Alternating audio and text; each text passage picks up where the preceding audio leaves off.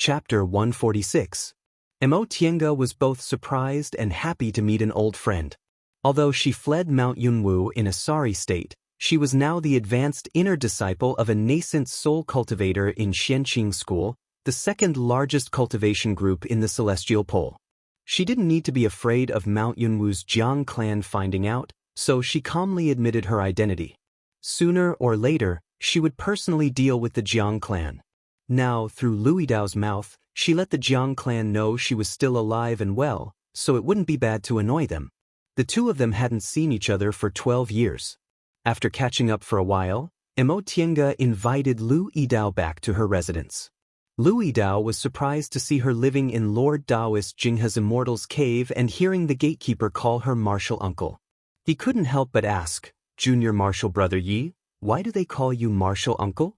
Mo Tiange smiled, but before she could answer, a maid answered, "Martial Uncle Mo is Grandmaster Jinghe's advanced inner disciple, so we naturally have to call you Martial Uncle."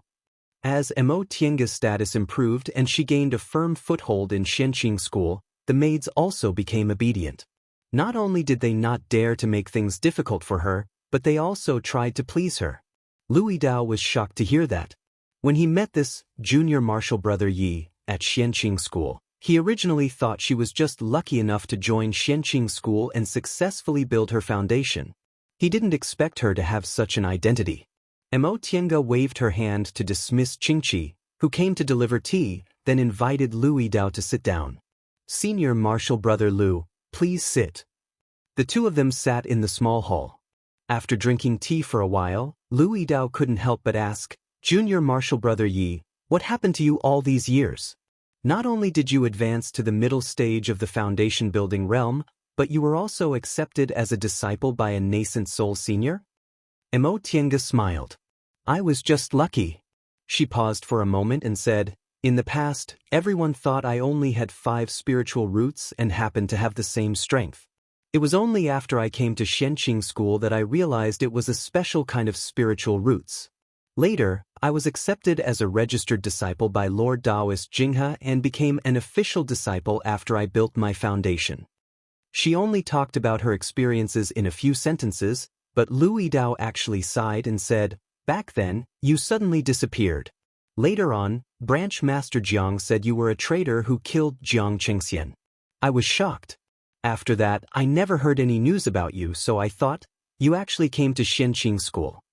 As he spoke, he asked again, "By the way, Junior Martial Brother Qin and Junior Martial Brother Jiang both disappeared with you. Later on, the sect kept this a secret, and I couldn't find out any news. I've always guessed that they were related to this matter. Junior Martial Brother Yi, is it true?" Mo Tiange hesitated for a moment before she nodded. "Correct. Back then, I escaped from Mount Yunwu because Jiang Chengxian behaved inappropriately towards me. Senior Martial Brother Jiang saved me, so he was implicated." "Junior Martial Brother Jiang saved you?" Lui Dao was shocked once again. It was no wonder he reacted like this. At that time, Jiang Shanghong didn't even spare them a glance, yet he actually offended his own clan for the sake of saving her. It was truly inconceivable. In addition, the fact that she actually left Mount Yunwu in such a manner also made him endlessly shocked. Upon seeing Mo Tiange nod, he took a moment to digest this truth, then asked, "What about Junior Martial Brother Qin?" Mo Tiange was silent. After a long time, she finally said, "Senior Martial Brother Lu, just take it that there's no such person in this world." Lui Dao was startled. "What do you mean? There's no such person in this world?" The corners of Mo Tiange's lips curled into a smile. She didn't want to explain too much. "Right, why doesn't Senior Martial Brother Lu seem too surprised about my authenticity?" Seeing that she changed the topic so quickly, Lui Dao naturally understood she didn't want to talk about it. He was a cultivator who came from the secular world, so he naturally had the ability to read people's thoughts and body language. Thus, he didn't bring it up again and answered with a smile, "Junior Martial Brother Yi indeed didn't have any flaws at that time, and other people also never suspected that you were a woman disguised as a man. However, people like us who've been with you day and night would still more or less notice some abnormalities. At that time, Junior Martial Brother Su." When Su Jingji was mentioned, Lu Yidao's expression dimmed for a moment, but he immediately smiled again. Junior Martial Brother Su once secretly told me why he always felt Junior Martial Brother Yi was a bit strange. Mo Tiange never expected the two of them would actually talk about this kind of thing in private. Even though the situation had changed, Mo Tiange still felt a bit curious. Lu Yidao shook his head and said with a smile, "Speaking of which, we both had the same feeling. It's just that we didn't think too much about it." "Really? How was I strange? For example, Junior Martial Brother, you've always been unable to grow taller." Mo Tiange was stunned. She couldn't help but laugh. "I can't do anything about that," Lu Yidao nodded. At that time, Junior Martial Brother Qin said Junior Martial Brother Yi was a man with a woman's appearance, so there was nothing to be surprised about. We thought about it and agreed, you really looked like a woman. Now, it's really like that, so I'm not very surprised. He actually said that? Mo Tiange muttered to herself. No wonder he didn't look surprised at that time. It turned out he already knew about it. In fact, that was true. Nothing could be hidden from him. Upon seeing her expression, Lu Yidao hesitated for a long time. In the end, he still couldn't help but ask, "Junior Martial Brother Yi, Junior Martial Brother Qin, he's very good." Mo Tiange smiled, but there was a hint of coldness in her smile. "He's unimaginably good. He's better than you and me." These three words were spoken with great emphasis. The coldness in her smile disappeared in a flash, almost making Lu Yidao think he was hallucinating. She immediately said, "Let's not talk about this anymore. Senior Martial Brother Lu, I've been away from Mount Yunwu for so long. Can you tell me what happened after we parted?" Lu Yidao swallowed the questions in his heart and nodded. "Of course." He thought for a moment then said, "Let's start from when Junior Martial Brother left Mount Yunwu. At that time, my current master thought highly of me and accepted me as an inner court disciple. I also obtained a foundation building pill. After my injuries were healed, I entered closed-door meditation for half a year. I didn't expect my luck to be so good that I really built my foundation. It was only after I finished building my foundation and came out of closed-door meditation that I learned about Junior Martial Brothers. Junior Martial Brother Su unexpectedly died, and the three of you went missing at the same time. At that time, I lived with the four of you, but now, I'm the only one left." Lu Yidao looked lonely. He was an individual cultivator, so he valued friendships more than cultivators from cultivation groups. When that accident happened that year, he was also worried for a long time. It was precisely because of this that he was so excited to see Mo Tiange was still alive. The sect didn't give any explanation for Junior Martial Brother Jiang and Junior Martial Brother Qin's disappearance, but you, Junior Martial Brother Yi, were labeled as a traitor. They said you were greedy for money and killed Junior Martial Brother Jiang Chengxian. I naturally didn't believe it, but since I couldn't find you, I could only give up. Now that I know the truth, I finally understand how shameless Jiang clan is. Fortunately, they learned their lesson. At this point, Mo Tiange was puzzled and asked, "What lesson did they learn?" Lu Yidao said, "I don't know which expert the two martial uncles of Jiang clan offended, but one night, Branch Master Jiang was seriously injured. The other martial uncle was also found and was also seriously injured. From then on, Jiang clan declined. Later on, they had no choice but to relinquish the position of Branch Master." Seeing Mo Tiange's shocked expression as well as understanding, Lu Yidao couldn't help but ask, "Could it be that Junior Martial Brother Yi knows who it was?" "I think I know." Mo Tiange quickly regained her composure. "Senior Martial Brother Lu, how are you doing on Mount Yunwu now?" "Not bad." Lu Yidao looked happy when she mentioned this matter. "My master already advanced to the core formation realm, and Jiang clan no longer has the final say on Mount Yunwu. I'm doing very well." Judging from his expression, he indeed seemed to be doing very well. Mo Tiange also felt happy for him. The atmosphere between the two of them was finally filled with the joy of reuniting after a long time. Lu Yidao took this opportunity to say, "There's another good thing. Junior Martial Brother Yi will definitely be very happy to hear it." Lu Yidao wanted to pretend to be mysterious, but with his burly appearance, acting like that was really funny. In the end, he couldn't help but say, Xianxia sect originally thought its strength would soar after it annexed Yunwu sect and Jindao school and could become a great cultivation group. However, because of the foundation building pills incident, the three groups suffered disastrous losses. Not long after, their nascent soul grandmaster encountered an accident in his cultivation. Now, the three groups' strength is greatly damaged. Not to mention becoming a great cultivation group, they can't even control us and Jindao school anymore. So you're saying that Yunwu sect and Jindao school have actually separated from Xianxia sect? More or less. Lu Yidao nodded. Xianxia sect only dared to treat our two groups like this because they have a nascent soul cultivator as their backer. Right now, their nascent soul grandmaster is as good as dead, and their elite disciples have also suffered disastrous losses. How could they have the time to deal with us? Junior Martial Brother Yi, you're not an outsider, so there's no harm in me saying some things. We've already joined hands with Jindao school. When the time comes, we'll deal with Xianxia sect together. Flames of hatred emerged in Lu Yidao's eyes. Back then, there were only 5 people in the house. He considered himself the eldest martial brother and took good care of everyone else. In the end, Su Jingji was killed while fighting over the foundation building pills. Lu Yidao was also enraged. Now that he had a chance to take revenge, he naturally agreed. Senior martial brother Lu, if I can't go to East Kunwu, you have to help me, Mo Tiange said coldly. I couldn't avenge senior martial brother Su back then, but I'll avenge him sooner or later. Correct. The two of them looked at each other and smiled. Lu Yidao couldn't help but say, Junior martial brother Yi, you look very beautiful now. Why did you disguise yourself as a man back then? Mo Tiange's skin had also become thicker. In addition, the person she was praising was Lu Yidao, whom she had always regarded as her elder brother. She didn't look embarrassed at all and just said with a smile, back then, I didn't have a backer in Yunwu sect and my aptitude wasn't good. I was worried that I'd be randomly arranged to perform dual cultivation or even be taken as a concubine, so so that's what happened. Lu Yidao understood. It's no wonder you'd think that way.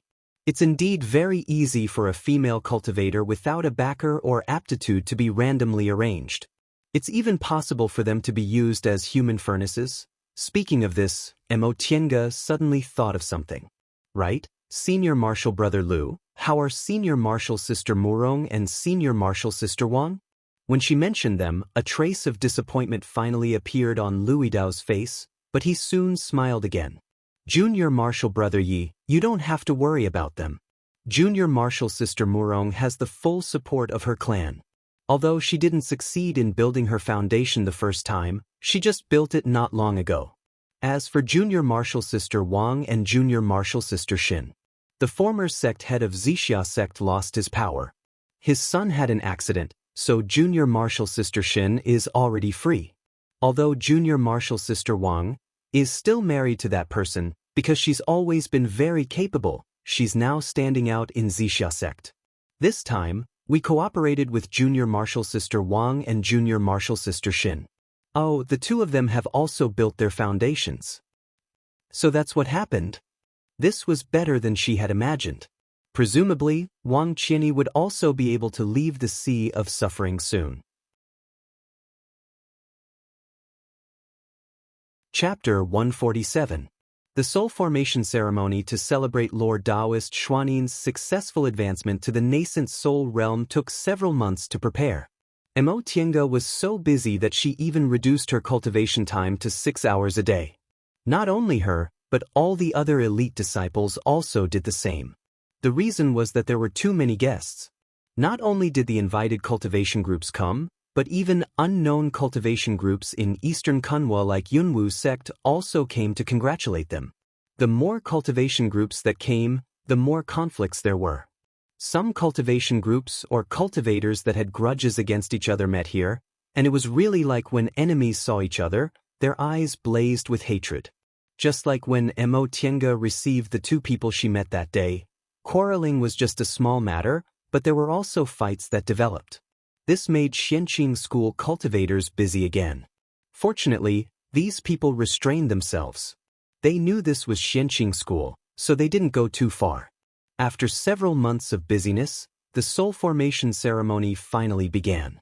On this day, the sky was clear and the sun was bright. More than 5,000 Xianxia school disciples and several thousand guests who came to congratulate them all gathered in the square on the main peak of Mount Taikong. Xianxia stood among the elite disciples and looked at the many cultivators in front of the main hall. Advancing to the nascent soul realm was a matter of great importance.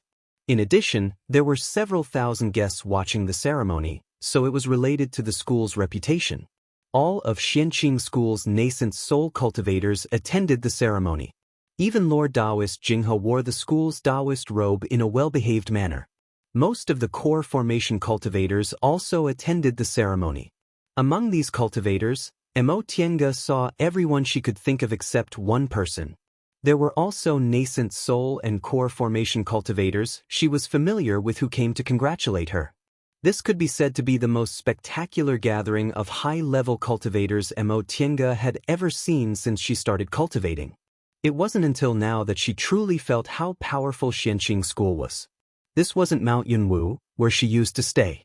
It was Xianxia School, the second cultivation group in the celestial pole and possibly the first cultivation group in the future. These nascent soul and core formation cultivators were the top group of cultivators in the celestial pole. The square with several thousand people was completely silent. Lord Daoist Jinyang was the first to stand up. His gaze slowly swept over the disciples.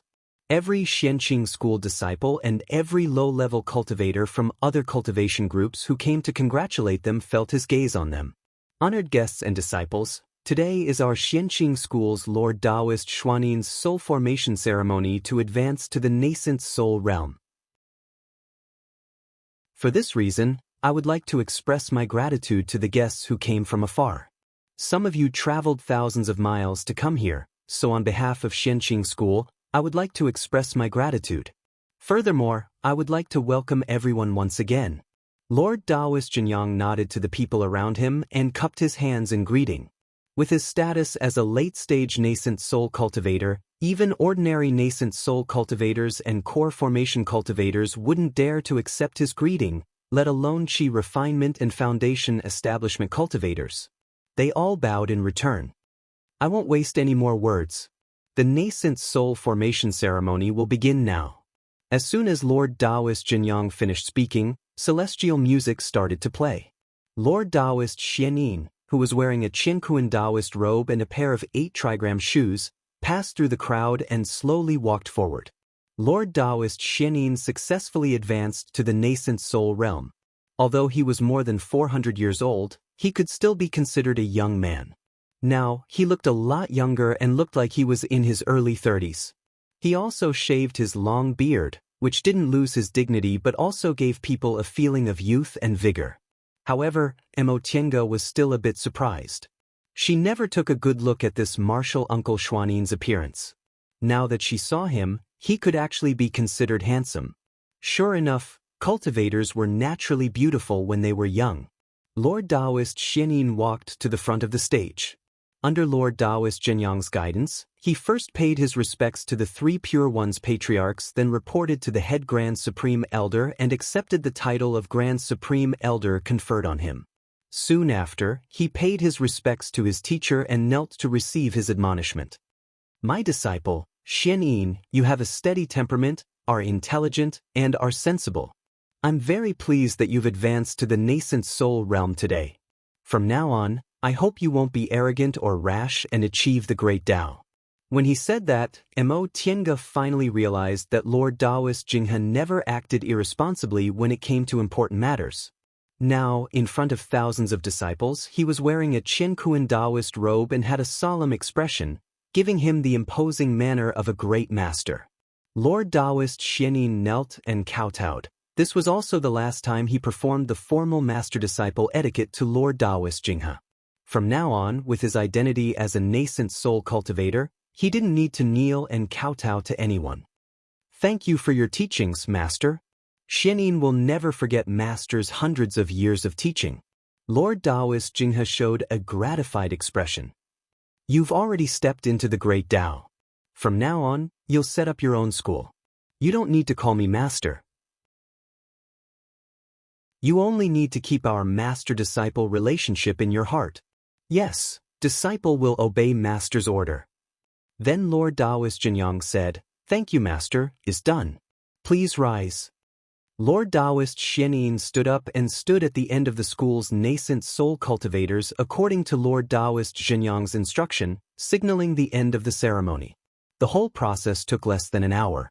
At that moment, Lord Daoist Jinyang issued an order for the disciples to withdraw and the guests to take their seats. Although cultivators like them didn't need to eat mortal food, the most important part of entertaining guests was still the banquet. Thousands of jade tables were placed up and down the main peak of Xianxia School. The guests were invited to take their seats and were accompanied by Xianxia School disciples. Tiange also received this task. She was in charge of entertaining female guests. Female guests were treated more favorably than male guests, so they were all arranged indoors. This was Tiange's first time gathering with so many female cultivators, so she couldn't help but feel dizzy. There was no other reason. The fragrance was too strong. The female cultivators who could come to Xianxia School to congratulate them all had a certain status in the school. Each of them considered themselves as fairies. As fairies, their every movement naturally carried a strange fragrance. If it was only one, it wouldn't be a big deal, but this layer of women mixed with all kinds of fragrances. Tiange almost fainted from the smell. In the end, she simply sealed her nose with spiritual aura and pretended she couldn't smell anything. However, this time really broadened her horizons. It turned out female cultivators in the cultivation world were like this. In the beginning, she disguised herself as a man in Yunwu sect. Later, when she came to Xianxia School, although she was with Luo Fengxue and other female cultivators, Xianxia School was a Dao school. Most of the female cultivators also dressed in Daoist robes. The few people she was close to all wore plain clothes. For such a big event, the other 6 great cultivation groups naturally all came. 3 female cultivators from Tiandao sect came, but they all wore 3 different kinds of clothes. One was dressed like a fairy floating in the air. One was dressed like a witch whose important parts were wrapped in black cloth, revealing a large part of her snow-white skin. And one was dressed like a standard sect uniform with light purple and white borders. It was said that Tiandao sect's disciples were a mix of good and bad people and came from all kinds of backgrounds. Judging from their clothes, it was indeed true. Then came Gujian sect's disciples. Gujian sect was a sect of sword cultivators, so their disciples had to be plain. They all wore green and white clothes and carried long swords. Because of the conflict she had with Gujian sect's cultivators before, Tiange didn't have a good impression of Gujian sect. Therefore, these female cultivators from Gujian sect were entertained by other disciples. Then came Zhengfa sect. Although Zhengfa sect's main branch wasn't in Kunwu, it was a dominant sect in the north, so its power couldn't be underestimated. Just like Xianxia School, Zhengfa sect was also a Dao school. Their female disciples also wore blue and white Daoist robes and looked plain. However, the blue color of their Daoist robes was a kind of blue-green. Xianxia School's Daoist robes were mostly white with light blue embellishments, but they wore blue-green robes with white coats on the outside. Biyun sect's female disciples had a different kind of elegance. Biyun sect was a very peculiar cultivation group. First of all, it recruited the most female disciples. Second, its disciples were all very beautiful regardless of whether they were male or female. Finally, their dual cultivation technique was very famous. Biyun sect's uniform was white clothes. When these female disciples wore them, they looked as elegant as fairies, clear and beautiful. There were also Lingshou sect's female disciples. Their uniform was yellow. Although they weren't as elegant as Biyun sect's female disciples, they were more beautiful and adorable. The hem of their clothes was embroidered with a qilin, which was said to be the mount of Lingshou sect's founding grandmaster. As for Danding School, because it was seriously injured, it only had one female disciple. She sat silently on the side, and her clothes were also ordinary. Apart from them, the female disciples of the other slightly inferior small cultivation groups all had different styles. Most of them didn't wear their sect's uniform. Most of them were dressed in enchanting and beautiful clothes. Mo Tiange guessed that it was precisely because their cultivation groups weren't as good as the 7 great cultivation groups that they cared more about beauty. In contrast, most of the disciples of the 7 great cultivation groups wore their sex uniform. In terms of beauty and temperament, they weren't inferior at all. What satisfied Mo Tiange was that although her appearance wasn't bad, it wasn't too outstanding among such a large group of female cultivators, which was exactly what Mo Tiange wanted. As a woman, there were very few who didn't want to be beautiful, but she always knew that as a female cultivator, it was best if her appearance wasn't too bad. If she had a little bit of beauty, people would generally treat her kindly, but she also didn't pose a threat. Male cultivators wouldn't have thoughts of forcibly occupying her, and female cultivators also wouldn't feel jealous. There were too many beauties in the cultivation world. If her appearance wasn't amazing, she would most likely be classified as ugly. If she stood among a group of beauties and still looked very beautiful, she would become the target of many high-level cultivators. Therefore, it was best to be just right. At this moment, the fairies had already been invited to take their seats. These fairies naturally wouldn't talk loudly like male cultivators. Instead, the whole side hall was filled with the soft and gentle sounds of birds talking. However, the content of their conversations was a little discordant. The people in Mo Tiange's vicinity were all female cultivators from medium-sized cultivation groups. A haughty-looking woman cast a sidelong glance at the opposite side, then said to a fellow disciple sitting next to her, "Junior Martial Sister, why do some people have no self-awareness? The people who came to congratulate us are all elite disciples from various cultivation groups. How could some people with ordinary aptitudes who advanced to the foundation-building realm only because they were blessed by their ancestors actually have the guts to participate in the soul formation ceremony? If word of this got out, it would really make people laugh to death." The female cultivator sitting next to her nodded obediently. The woman sitting across from her sneered and said, "Speaking of which, some people's sights are stuck on what happened 800 years ago.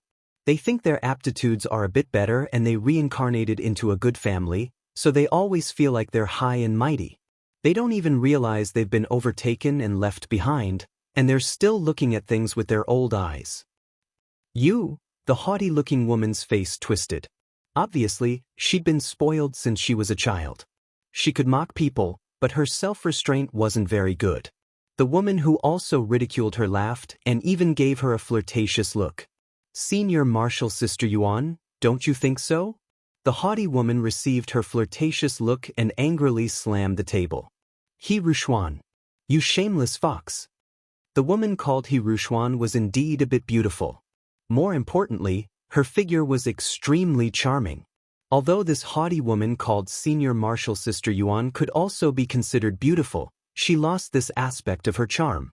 He Rushuan wasn't angry when she heard what the woman said. Instead, she deliberately giggled and said, "Senior Martial Sister Yuan, are you still angry with me? I already told you. It's Senior Martial Brother Zheng who likes me.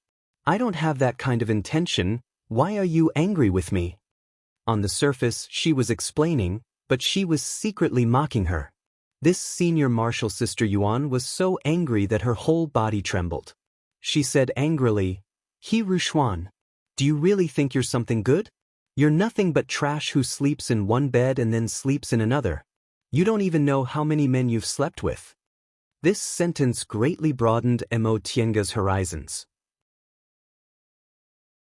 As it turned out, these ethereal fairies also knew how to say this kind of vulgar quarrel between women in the secular world. They weren't any different from those male cultivators. Upon hearing what she said, He Rushuan's expression finally changed a little. However, her anger only lasted for a moment before she quickly concealed it. She once again giggled and said, "Look at what Senior Martial Sister Yuan said. If you want to sleep with someone, you have to sleep with someone else first. You're not like some people who strip naked and lie on someone else's bed, only to be thrown off. As a woman, it's really too shameful." Her raised eyebrows were clearly directed at that Senior Martial Sister Yuan. It was obvious who she was talking about. Sure enough, Senior Martial Sister Yuan's face flushed. This was obviously her secret. She never thought she'd talk about it in front of so many people, so she immediately shouted, "What nonsense are you talking about?" "Whether I'm talking nonsense or not, Senior Marshal Sister Yuan knows very well, don't you?" He Rushuan covered her mouth and smiled. She then lowered her head and drank her wine in a gentle and elegant manner. "You," Senior Marshal Sister Yuan stood up angrily and made a fighting stance. Seeing that the situation was far from good, Tienge immediately stopped watching the show and stood up. "Senior Marshal Sister, please forgive me for not being a good host. It's none of your business." Before Tienge could finish, that Senior Marshal Sister Yuan angrily interrupted her. "I want to settle accounts with this shameless foxy woman." Before Tienge could say anything, He Rushuan already cut in. "Senior Marshal Sister Yuan, we're at Xianxia School. The master of this Senior Marshal Sister talking to you is Lord Daoist Jinghe. He's a dignified middle-stage nascent soul cultivator, unlike Marshal Uncle Yuan who's only in the early stage of the core formation realm." On the surface, she was talking about Tienge, but she was secretly pointing out Senior Marshal Sister Yuan's identity, causing Senior Marshal Sister Yuan to suffer a loss in silence. However, she also pointed out that Tienge's identity was different from the others. She wasn't a small disciple without any background like the one she used to show off in the school.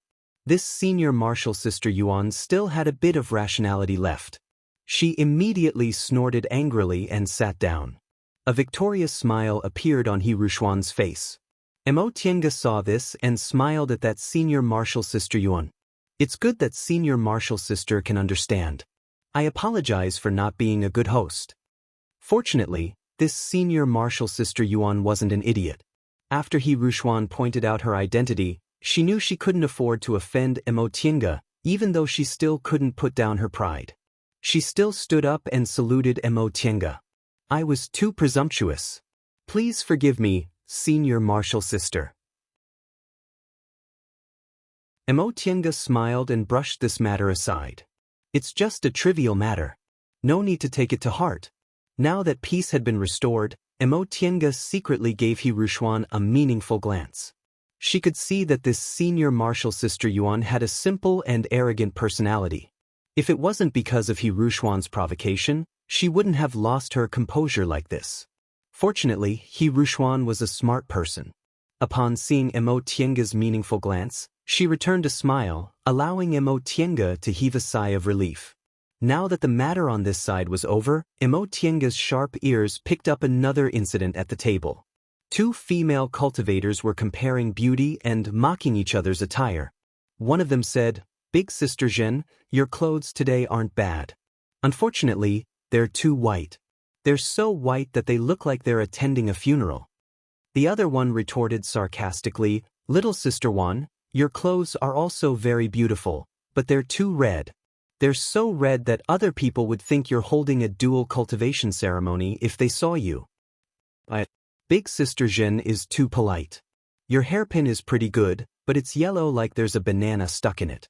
How can it compare to Little Sister Wan's white jade double phoenix hairpins? From afar, it looks like there's a white radish on top of your head." Some people whose cultivation wasn't high enough burst out laughing. However, the two women glared at them angrily. "What are you laughing at? You're rude."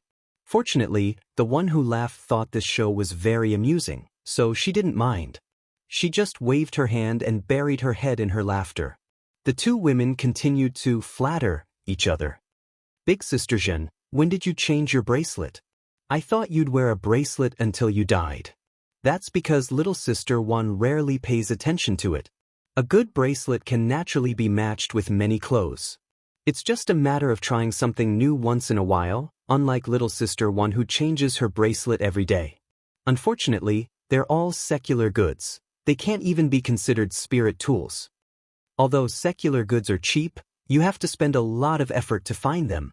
This is the cultivation world. There are too many spirit tools and the like here. They're crudely made and aren't much better than secular goods. The workmanship isn't exquisite, so they can't be matched with clothes at all." "Big Sister Zhen, your clothes are made of cloud brocade, right? That's rare. Unfortunately, it seems like cloud brocade can't be made into magic tools. The quality is a bit lacking. If I didn't look carefully, I would have thought it was made of fish belly. How could it compare to little sister Wan's pearl ornaments? I don't know which year they're from, but they don't have any spiritual aura at all. They're dull and don't even have a bright color. They look like fish scales. I say, little sister, if you lack pearls, you can just come to big sister. Our family happens to have a lake that produces good pearls with spiritual aura. They can be made into spirit tools or magic tools. Tiange glanced at the steamed fish on the table and lost her appetite. How could I dare to trouble big sister? Although our family isn't as big as big sister Jin's, no matter where you go, our family has a branch. If big sister Jin wants some new goods, you can just call us. There's no need to be polite. At this point, their gazes met, sparks flying everywhere. Our family doesn't have anything. Why would we need little sister Wan to worry about us like this? Big sister Jin hasn't changed her clothes much in a year, and they're all the same colors and styles from several years ago. Little sister naturally has to be more careful when you see them. The two of them moved closer and closer, their gazes filled with ruthlessness. The two female cultivators were both aura-refining disciples, so they were also served by ordinary female disciples. That female disciple was still a little girl, so when she saw that the two of them had no one else in their eyes, she trembled and didn't dare to step forward to persuade them. Upon seeing this, Tiange stood up, walked to the side of the little girl from Xianxia school and gently put down her wine cup. Upon noticing her arrival, the two female cultivators finally stopped throwing daggers at each other and turned their gazes towards her. Upon seeing that she was a foundation-building cultivator, they promptly smiled and said, "Martial uncle." Tiange raised her hand, stopping the two of them from saluting her. She then said with a smile, "Mrs., please forgive me for my poor hospitality. Allow me to offer you a toast." How could they dare to refuse a toast from a foundation-building cultivator? They immediately stood up and drank. Tiange smiled and patted the shoulder of the little girl standing next to her, hinting for her to sit down. She said, "This little grand disciple of mine doesn't really know how to talk, so I hope Mrs. can forgive her and help greet others. Thank you in advance." After downing her cup, Tiange gave them a final nod, then turned around and walked back. The little girl behind her said in a low voice, "Thank you, Grandmaster." Upon hearing the title, Grandmaster, the two women revealed hesitant expressions. In the end, they whispered to the little girl and asked her about her identity. They no longer mocked and ridiculed each other. Tiange returned to her seat and rubbed her neck tiredly. These so-called fairies weren't much different from mortal women. Getting along with them was really tiring.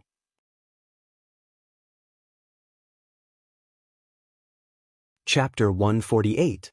Before Tiange could finish twisting her neck, Lord Daoist Jinghe's maid, Mingxia, came to deliver a message. "Martial Uncle Grandmaster invites you to the main hall." Once he said that, Tiange immediately had a bad premonition. Although her cheap master wouldn't make any mistakes when it came to important matters, now that the announcement was over, her master would most likely revert to his old, frivolous temperament. Tiange refused without thinking. "I can't let go of the matters here for the time being. Help me tell master that I'll go there when I have time." Mingxia replied with an expression that said, "Grandmaster was right. Grandmaster said that if he can't let go of the matters here for the time being, I'll stay here to replace Martial Uncle until he comes back." Tiange was speechless.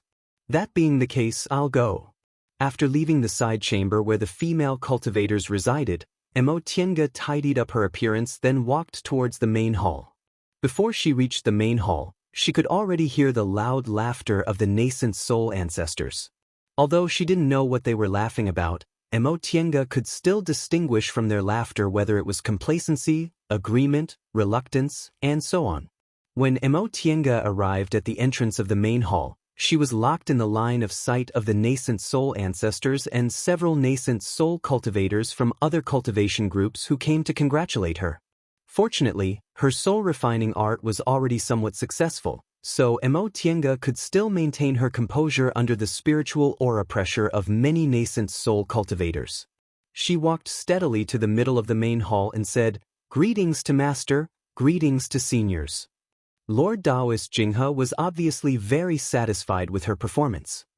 He waved his hand and said in an unprecedentedly kind voice, "Tienge, come here, come here." Tienge obediently walked to Lord Daoist Jinghe's side and immediately heard a woman's voice, which sounded like an oriole coming out of the valley, giggling. "Brother Daoist Jinghe, this disciple of yours is only in the middle stage of the foundation building realm, but she's quite graceful in front of us nascent soul cultivators. If we, Xian Su, were only in the foundation building realm, we wouldn't be able to do this." Tienge listened to the overt praise but covert criticism and instantly understood why her master called her over. The female cultivators in the side hall were showing off their aptitudes, luck, clothes, and spiritual weapons. In his eyes, they were no different from the women in the secular world. The nascent soul cultivators in the main hall couldn't get rid of the habits brought over by the secular world. They were all nascent soul cultivators, so they couldn't show off their aptitudes and magic tools, so they could only show off their disciples. Sure enough, they heard a bald nascent soul male cultivator say with a smile, "With Ma Xianyin and Qin Shoujing supporting Brother Jinghe can naturally accept disciples much more freely than us." Tienge listened to the nascent soul cultivators from other cultivation groups ridiculing her one after another, but she couldn't refute any of their words. She really felt angry, so she rolled her eyes at her master in a place where no one could see her. Lord Daoist Jinghe finally felt happy when he saw his little disciple's unhappy gaze. He put on a nonchalant smile and said, "I wonder which clan's disciple dares to challenge a 5th-rank demonic beast alone when he's only in the early stage of the foundation-building realm." The main hall was silent for a while. The female cultivator from before said, "But I heard it was your first disciple, Xianyin, who just advanced to the nascent soul realm, who killed that 5th-rank demonic beast. Then tell me whose disciple can escape unscathed from under the nose of a 5th-rank demonic beast alone when she's only in the early stage of the foundation-building realm." Once he said that, sure enough, no one said anything else. Lord Daoist Jinghe shook his head and sighed. Although my Shi is talented and has a high perception, his spiritual roots aren't outstanding. Accepting a disciple with good spiritual roots has always been my lifelong wish. Tienge immediately sensed the nascent soul cultivator's spiritual senses probing her body. She stealthily peeked at them and immediately saw several nascent soul cultivators looking doubtful while the others didn't seem to care. Lord Daoist Jinghe sighed and said, "I myself have a single spiritual root. Although I'm in the middle stage of the nascent soul realm now, I don't think a single spiritual root can really help me communicate with the great Tao. Accepting Tienge as my disciple can actually solve the doubts in my heart. After all the cultivators with great divine power in the Middle Ages respected spiritual roots of the origin as the best. What's more gratifying is that my disciple's temperament, bearing, perception, and Tao heart are all excellent. When the time comes, she should be able to achieve the great Tao one step earlier than your beloved disciples." After he finished speaking, his smiling expression turned into a complacent laugh. Tienge stood on the side, watching her master's undisguised complacency. She was sweating profusely in her heart. If he didn't say the last sentence, people might have mistaken him as a matchmaker. At that moment, a black-clothed male cultivator sitting near the door of the main hall said coldly, "Even if she really has excellent spiritual roots of the origin from the distant past era, I'm afraid it won't be easy for Brother Daoist Jinghe to fulfill his wish without the art of the origin." Lord Daoist Jinghe waved his sleeve disapprovingly. "Your Tiandao sect doesn't have it, but it doesn't mean our Xianqing school doesn't have it. Ever since our Xianqing school was founded, we've had countless extraordinary people. A mere art of the origin isn't a big deal, but a spiritual root of the origin that's hard to come by in several thousand years is something that can only be encountered by chance." At this point, Tienge was already standing on the side with her eyes slightly lowered, pretending to be dead. She didn't feel indignant at all when her master called the art of the origin a mere art of the origin. In any case, this master of hers was very thick-skinned. The nascent soul cultivators from other cultivation groups really didn't have any reaction. However, Lord Daoist Jinyang, who fought with Lord Daoist Jinghe a few days ago and had his face covered in dirt, snorted fiercely. However, the nascent soul cultivators from other cultivation groups sitting in the main hall all looked uneasy. Every cultivation group came to congratulate Lord Daoist Xianxia of Xianqing School for advancing to the nascent soul realm. On one hand, they wanted to get along well with him in the future. On the other hand, they more or less wanted to inquire about Xianqing School's strength. But now, they actually came knocking on their door and were choked by a middle-stage foundation-building disciple. Everyone's gazes towards Immortal became much colder. However, with Lord Daoist Jinghe's protective and bloodthirsty temperament, he couldn't really do anything to Immortal. Immortal felt the temperature in the main hall drop. Soon afterward, she heard Martial Uncle Miaoi's gentle female voice saying with a chuckle, "From the foundation building realm to the core formation realm to the nascent soul realm and then to the deification realm, only then can one be considered to have truly obtained the great Tao. Even everyone present feels that the great Tao is mysterious. Tiange's path is still long." Once she said that, the atmosphere in the main hall immediately eased up a lot. Lord Daoist Jinghe had enough of being complacent. Now that Lord Daoist Miaoi had helped him smooth things over, he felt quite satisfied. Thus, he simply closed his eyes and enjoyed the maids next to him massaging his shoulders and back. Right at that moment, Mingxia slipped in from the side door. She nervously reported to Immortal in a soft voice, "Martial Uncle Mo, several senior martial sisters are fighting in the side hall." Immortal frowned. "They were fine when I left. What's going on?" She then raised her eyes to look at Lord Daoist Jinghe. Lord Daoist Jinghe was obviously done showing off. He raised his hand and said indifferently, "This kind of thing is bound to happen in every big banquet. You just need to handle it properly." Although the matter in the side hall was also troublesome, it was still better than standing in the main hall and becoming a target for the nascent soul cultivators. Immortal hastily cupped her hands and bowed. "Master, disciple will take her leave." She then turned around and slipped out of the main hall's side door. Lord Daoist Jinghe, who just finished showing off, was obviously in a good mood, so he only smiled at Immortal's obvious escape. Immortal rushed all the way from the main hall. When she rushed to the side hall, she thought she would see a mess. In the end, the female cultivators in the side hall were obviously better at handling this kind of situation than she was.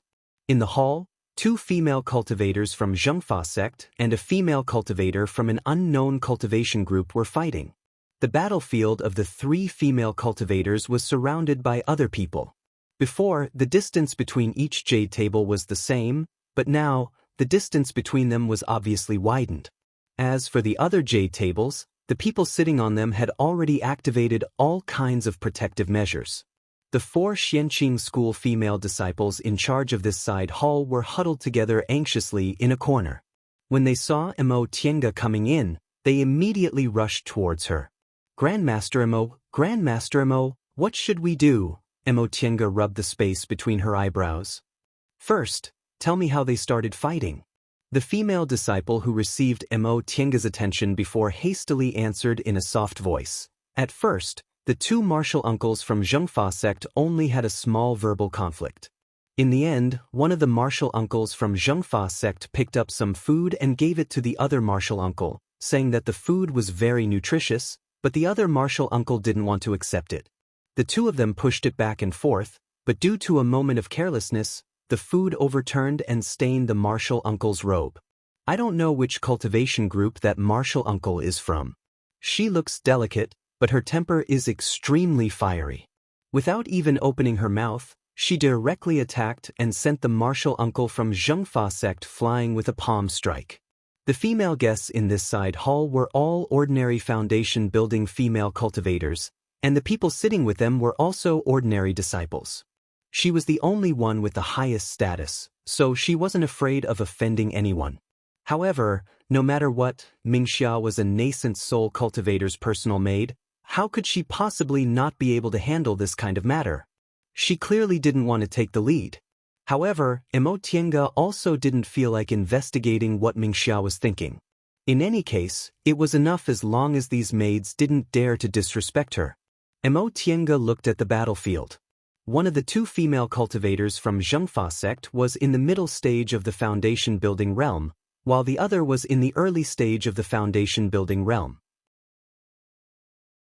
As for the other female cultivator, she couldn't tell which cultivation group she belonged to. She was already in the late stage of the foundation building realm. Although the two female cultivators from Xianxia sect were fighting 2 against 1, their techniques were immature. On the other hand, the female cultivator from Xianxia sect was killing with every move she made. She had actually been suppressing the two female cultivators from Xianxia sect until they were at a disadvantage. Immortal couldn't help but frown. Before she could figure out how to mediate the situation, she heard the early-stage foundation-building female cultivator from Xianxia sect scream. She was already injured. Immortal hastily summoned the white silk handkerchief to block the unknown female cultivator's next attack. She then shielded the two female cultivators from Xianxia sect behind her, restrained her temper, and said with a chuckle, "Senior martial sister, I don't know which sect you're from, but your skills in Dao are obvious to all." Although the two senior martial sisters from Xianxia sect slightly offended you, they were still injured by you. How about you give me some face and let this matter go? The female cultivator sneered coldly. Who are you? Immortal's expression was indifferent. I'm Immortal from Xianxia School. The female cultivator smiled again. The female cultivator smiled again. Who's your master? Immortal answered with a heavy tone. I'm fortunate to be a disciple of my school's Lord Daoist Jinghe. May I know what advice senior martial sister has for me? A strange expression appeared on the female cultivator's face when she heard what Immortal said. Right at that moment, a sharp whistle suddenly came from outside the hall. When the female cultivator heard it, she unexpectedly pounced on Immortal while laughing loudly. Since you're old Daoist Jinghe's disciple, I might as well send you on your way.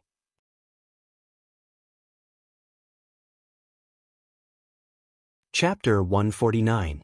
Immortal was startled, but she didn't have time to think. She retracted the white silk handkerchief and released it, blocking the female cultivator's fierce claw. This female cultivator's fighting method was different from the ones she'd seen before. She didn't simply use magic, she was like a martial artist from the secular world. Her hands were covered in gloves with sharp claws, and her attacks were like those of a demonic beast. When she wandered around Kunwu with her second uncle, Immortal had seen 1 or 2 cultivators like this. This kind of cultivator was generally called a martial cultivator. The fighting method of martial cultivators was a combination of martial skills, similar to sword cultivators, but it relied more on the body and skills. However, martial cultivators were a side path in the cultivation world. There might not be 1 or 2 martial cultivators among 1,000 people. This female cultivator's methods weren't weak.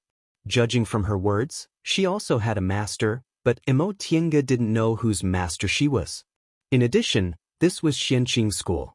Why did this female cultivator want to kill her just because she heard she was Lord Daoist Jinghe's disciple? Not to mention several nascent soul cultivators, but even if a core formation cultivator passed by here, killing her would be as easy as raising their hands. As these thoughts flashed through her mind, Immortal once again put away the white silk handkerchief. She frowned and said coldly, "Senior martial sister, what do you mean?" The female cultivator smiled coldly but didn't answer. She still looked like she didn't want to talk to Immortal, but she was actually nervous because her claw just now wasn't merciful at all. However, when Immortal summoned the white silk handkerchief, it seemed she didn't use all her strength, yet she easily blocked it. She was in the late stage of the foundation building realm and had always been arrogant. She believed that even if she didn't have the power to fight against an early-stage core formation cultivator, it wouldn't be difficult for her to escape unscathed. However, her claw was easily blocked by a middle-stage foundation building junior. While she was nervous, she was also angry. Once she stopped, she immediately swung her claw again. Immortal instantly retreated. She didn't plan to meet force with force. She was a traditional cultivator who mainly cultivated magic. When fighting against martial cultivators, it was best not to let the opponent get close to her. However, there were people everywhere in this side hall, so it was difficult for her to hide for a while. Thus, She simply stepped on the white silk handkerchief and fought closely with this female cultivator. Tiange also learned how to use the qigong of the secular world, which helped her a lot when she was in the aura refining stage. In addition, the white silk handkerchief was extremely nimble, so even though she was in close combat with this female cultivator, she was still able to move with ease and wasn't hit by her at all. In the blink of an eye, their figures changed several times. Most of the foundation-building female cultivators in the side hall couldn't even see their figures clearly, let alone the aura-refining female cultivators. Their faces even turned pale from the spiritual aura pressure emitted by the two of them, completely at a loss as to what to do. Tiange seized a gap and threw the shuttle of flying apsara to entangle the female cultivator. She shouted, "What are you standing there for? Go and report to the core formation grandmaster." Only then did the other female cultivators come to their senses and wanted to leave the hall in a hubbub. The female cultivator she was fighting suddenly retreated after blocking the shuttle of flying apsara. She smiled gloomily and said, "You want to call a core formation cultivator to deal with me? I won't fight with you. Just wait and see." After saying that, he quickly retreated. In a flash, he was out of the side hall's door. Tiange didn't immediately chase after them. Instead, she turned around and said, "All of you stay here. Don't go out." The female aura-refining disciples nodded repeatedly. Since the two of them were fighting and the spiritual aura pressure was already astonishing, how could they dare to go out? They could only watch as Tiange followed the female cultivator out of the side hall. Tiange noticed that the change in the female cultivator's attitude was caused by a whistling sound. The sound was very short and wasn't heavy. Presumably, cultivators under the foundation-building realm shouldn't have heard it. However, because of the soul-refining art, Tiange was very sensitive to spiritual aura fluctuations. Not only did she hear the sound, but she also sensed a peculiar spiritual aura pressure that was somewhat restrained. Tiange followed behind the female cultivator at a moderate distance. Sure enough, she saw that the female cultivator was heading towards the place where the spiritual aura pressure came from. Tiange was suspicious. This direction was indeed the direction where the nascent soul cultivators were. "Qin Jingha!" All of a sudden, she heard a loud shout. Tiange's mind trembled and her blood and aura surged. She couldn't control herself and fell from the white silk handkerchief. She suddenly looked up and saw a surging black cloud above the main hall where the nascent soul cultivators were located. A ferocious human head could be faintly seen on the black cloud. The female cultivator Tiange was chasing didn't feel this spiritual aura pressure at all. She turned around and smiled charmingly at Tiange before disappearing in a flash. Tiange's expression changed. She didn't have time to study what kind of technique the female cultivator used to disappear because she felt this spiritual aura pressure. Definitely belonged to a cultivator above the nascent soul realm. After this loud shout, all the nascent soul cultivators in the main hall came out. Xianxia School now had a total of 6 nascent soul cultivators. In addition to the dozen or so nascent soul guests who came to congratulate them, there were more than 20 nascent soul cultivators in total. Tiange swept her gaze over them and felt relieved. With so many nascent soul cultivators, no matter how powerful the other party was, she would still be safe. She also felt strange. Not to mention there were so many nascent soul cultivators here. This was Mount Taikong. Xianxia School's great mountain protecting formation wasn't just for show, yet this person actually had the guts to break in? Moreover, judging from his momentum, he might even be a devil cultivator. Tiange really didn't know how her cheap master offended such a person. When the nascent soul cultivators saw the black cloud, they either looked gloomy or puzzled. "This is Master Song Feng," someone whispered to himself. The expressions of the puzzled nascent soul cultivators changed instantly. The bald cultivator said in surprise, "Turns out he's still alive." Among this group of people, only Lord Daoist Jinyang and Lord Daoist Jinghe looked calm. At that moment, Lord Daoist Jinghe flew up and said heavily, "Song Feng, today is my disciple's nascent soul ceremony. If you want to take revenge, do it another day." A sneer came from the black cloud, and the ferocious ghost face twisted a bit. What? Qin Jinghe also has times where he shows weakness? Your disciple's nascent soul ceremony is really a good day. If my disciple was still alive, he'd probably be able to form his nascent soul now. Lord Daoist Jinghe also sneered. Old Song Feng, I'm giving you face. This is Xianxia School's Mount Taikong, and there are so many nascent soul cultivators here. Even if you're a late-stage nascent soul cultivator, you still have no chance of winning if we fight. Right after he finished speaking, a burst of strange laughter came from the black cloud. When the laughter stopped, the face on the cloud revealed a fierce expression. Qin Jinghe, aren't you afraid of nothing? Do you want to bring so many people to deal with me? Lord Daoist Jinghe's expression was calm, but he wasn't irritated. Do you think I, Qin Jinghe, am that kind of person who only has hands but no brains? At our age, do you still want to fight for this little bit of face? I admit I can't beat you, but since that's the case, why do I still want to throw away my life? Good, good, good. The black cloud laughed. Qin Jinghe, I underestimated you. But today, even if all of you are here, I still want to play. Once he said that, the momentum of the black cloud suddenly became stronger, and the early-stage nascent soul cultivators below also felt suffocated. At that moment, the spiritual aura inside Tiange's body was surging, and she couldn't control it for a moment, causing her to vomit a mouthful of blood. She looked around. She was at a corner, so no one could see her, so she immediately summoned the white silk handkerchief and hid the light of opening the virtual sky world by borrowing the spiritual aura turbulence of the magic weapon. Several breaths later, she entered the virtual sky world. Once she entered the virtual sky world, she swallowed a green pendant pill. After adjusting her breath for a while, she pointed at the space between her eyebrows, causing the bead to appear. She then cast an art on the bead, causing the sky of the virtual sky world to be torn open, allowing her to see the scene outside. During this time, Lord Daoist Jinyang had already stepped forward. He flew to Lord Daoist Jinghe's side and shouted, "Brother Song Feng, if my junior martial brother has offended you in any way, please forgive him for the time being for my sake. Today is the soul formation ceremony for our Xianxia School's new nascent soul cultivators. If there's anything, let's talk about it another day, okay?" The face on the black cloud opened its mouth and laughed, then its voice became a bit gentler. "Brother Jinyang, we haven't seen each other for a long time. Your Dao is even more exquisite now."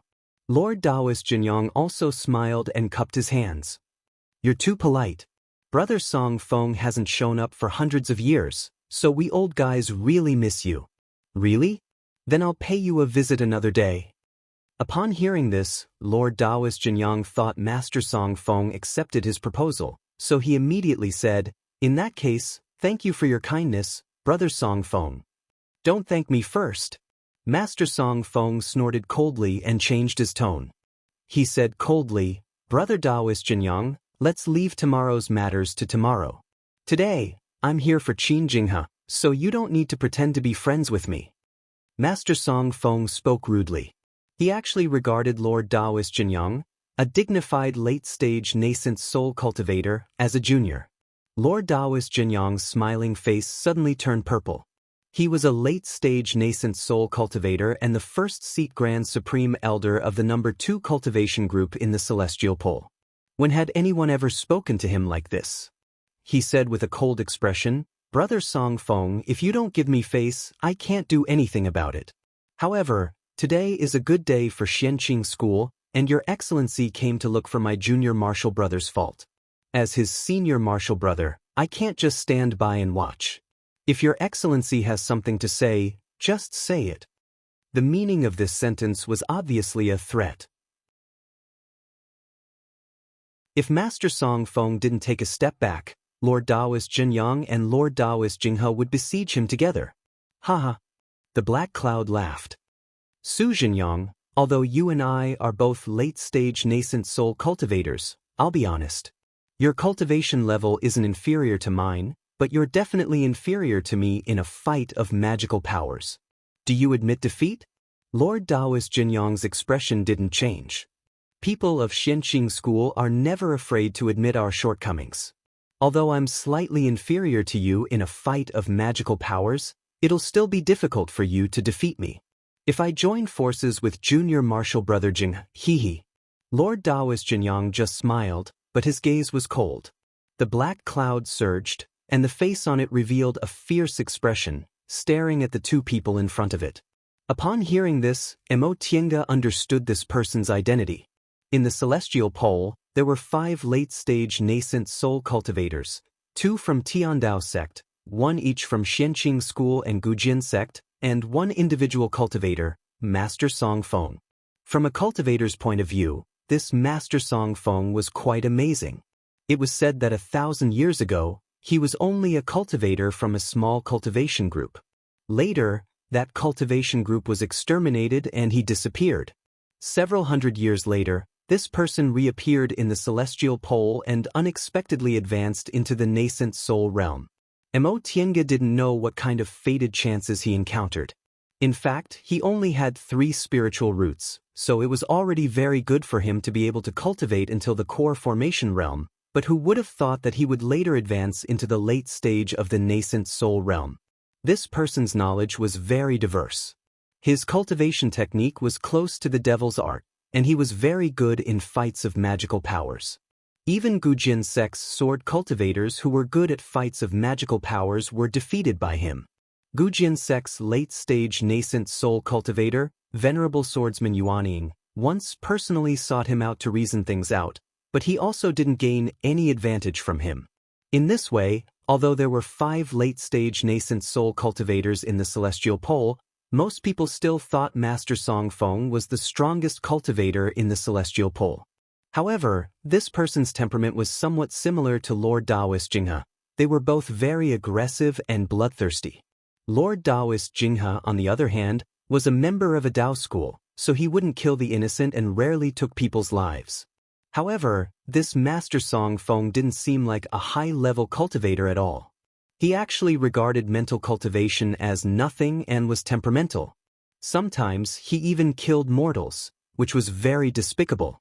Therefore, not many people were willing to admit that he was the number 1 cultivator in the celestial pole. However, Tiange heard that this Master Song Feng hadn't appeared for 100 years. With his lifespan of more than 1,000 years, many people thought he had passed away and there were only 4 late-stage nascent soul cultivators left in the celestial pole. She didn't expect him to appear at Xianxia school today, and he even came to cause trouble for her master. How did Master offend this malefic star? He mentioned his disciple just now. Could it be that Master killed Master Song Feng's disciple? As Tiange was thinking, she heard Master Song Feng say, "Qin Jinghe, where's your precious disciple, Qin Shoujing?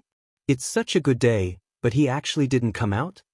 Lord Daoist Jinghe chuckled and said, "My disciple is now in the late stage of the core formation realm.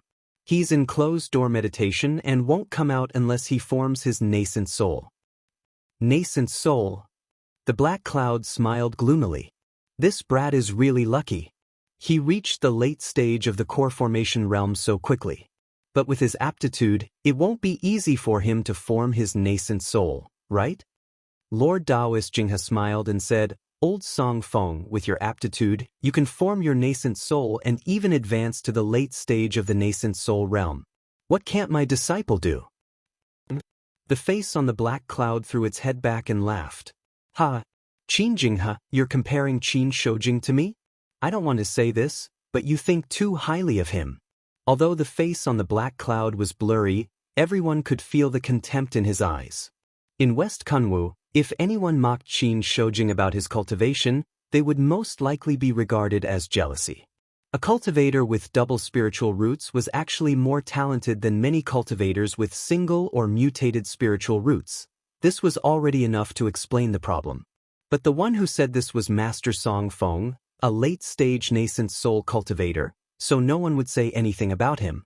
A late-stage nascent soul cultivator naturally had the qualifications to look down on a mere core formation cultivator, even if that person was a rare genius who formed his gold core within 100 years. Lord Daoist Jinghe, who was originally as impatient as a child, was very calm today. He wasn't provoked in the slightest. Instead, he said with a smile, "Is that so? I say, old Song Feng, you think too highly of yourself. I don't want to say this, but aren't you a monster that's neither human nor devil nor monster? It's fine if you show off in front of others, but you have to do it in front of me. Aren't you afraid of being laughed at?" His words were full of sarcasm, making Master Song Feng fly into a rage. "Qin Jinghe, what about me?"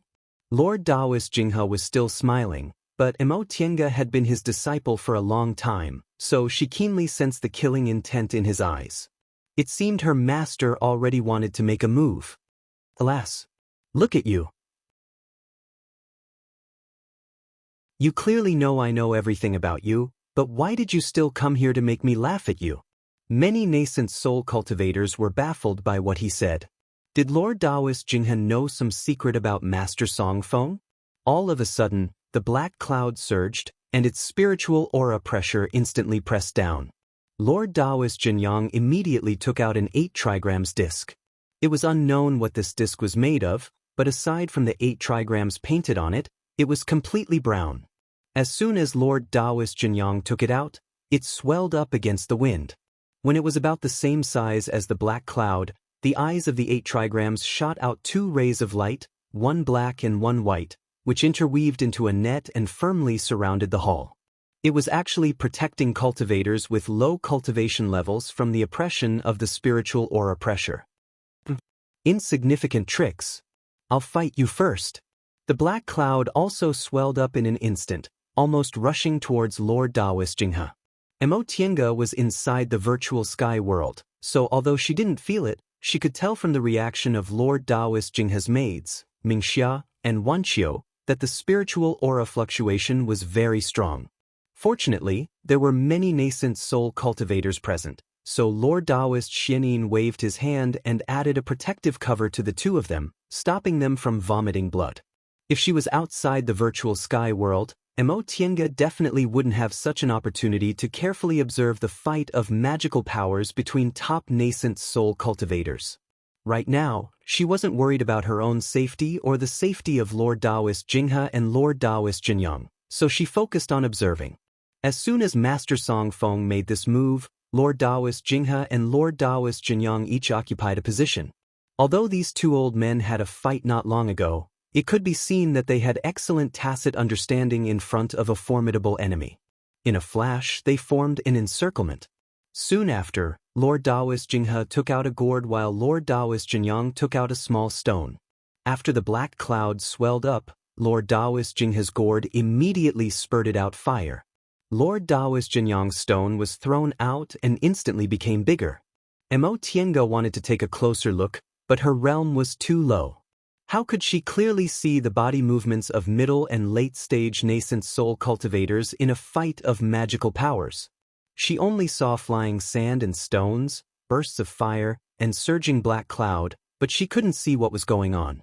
Lord Daoist Jinghe had fire spiritual roots while Lord Daoist Jinyang had earth spiritual roots. When the 2 of them joined forces to fight, they really lived up to the saying covered in dust and dirt. Even though the fire was on the other party, they still sprinkled dirt on the other party. Fortunately, Master Song Feng was now a black cloud, so he wasn't afraid of dirt at all. Otherwise, he'd probably be in a very difficult situation like the day they finished their fight. After a while, the fight between the 3 of them finally stopped. Imo Tiange finally saw that Lord Daoist Jinghe and Lord Daoist Jinyang couldn't defeat Master Song Feng even though they joined hands. However, judging from the closed eyes of the face on the black cloud, he probably wasn't feeling well either. The 3 of them separated. Lord Daoist Jinghe and Lord Daoist Jinyang sat cross-legged, while the black cloud closed its eyes and rested. The other nascent soul cultivators from Xianxia School could see that Master Song Feng couldn't do anything to Lord Daoist Jinghe and Lord Daoist Jinyang, so they didn't make a move. After a long time, the black cloud opened its eyes first, and its voice came from inside. "Qin Jinghe, tell that brat of yours that I'll take revenge for killing my disciple sooner or later. He'd better stay in the sect until I pass away, or else I'll definitely take his life." The black cloud easily broke through the light net laid by Lord Daoist Jinyang's 8 trigrams disc and suddenly left. Mo Tiange heaved a sigh of relief in the virtual sky world. Since Master Song Feng dared to come here so boldly, he probably knew no one could stop him, right? That was reasonable. Nascent soul cultivators were hard to kill, let alone a late-stage nascent soul cultivator with many secret techniques and treasures. Judging from these nascent soul seniors' indifferent reactions, they probably didn't intend to stop him at all. However, she didn't know what Master Song Feng meant when he said he killed his disciple. Could it be that it was Qin Shoujing who killed his disciple? After thinking it over, Mo Tiange once again thought about the female cultivator who fought with her in the beginning. If she didn't have the magic weapon Zhong Muling gave her, she definitely wouldn't have been able to fight that female cultivator so easily. That woman sneaked into Xianqing school and disappeared when Master Song Feng appeared. Could it be that she was also Master Song Feng's disciple or granddisciple? No matter how she thought about it, she still couldn't figure it out. She shook her head and threw these thoughts to the back of her mind. This matter had nothing to do with her. Right now, she should think about how to get out without anyone noticing.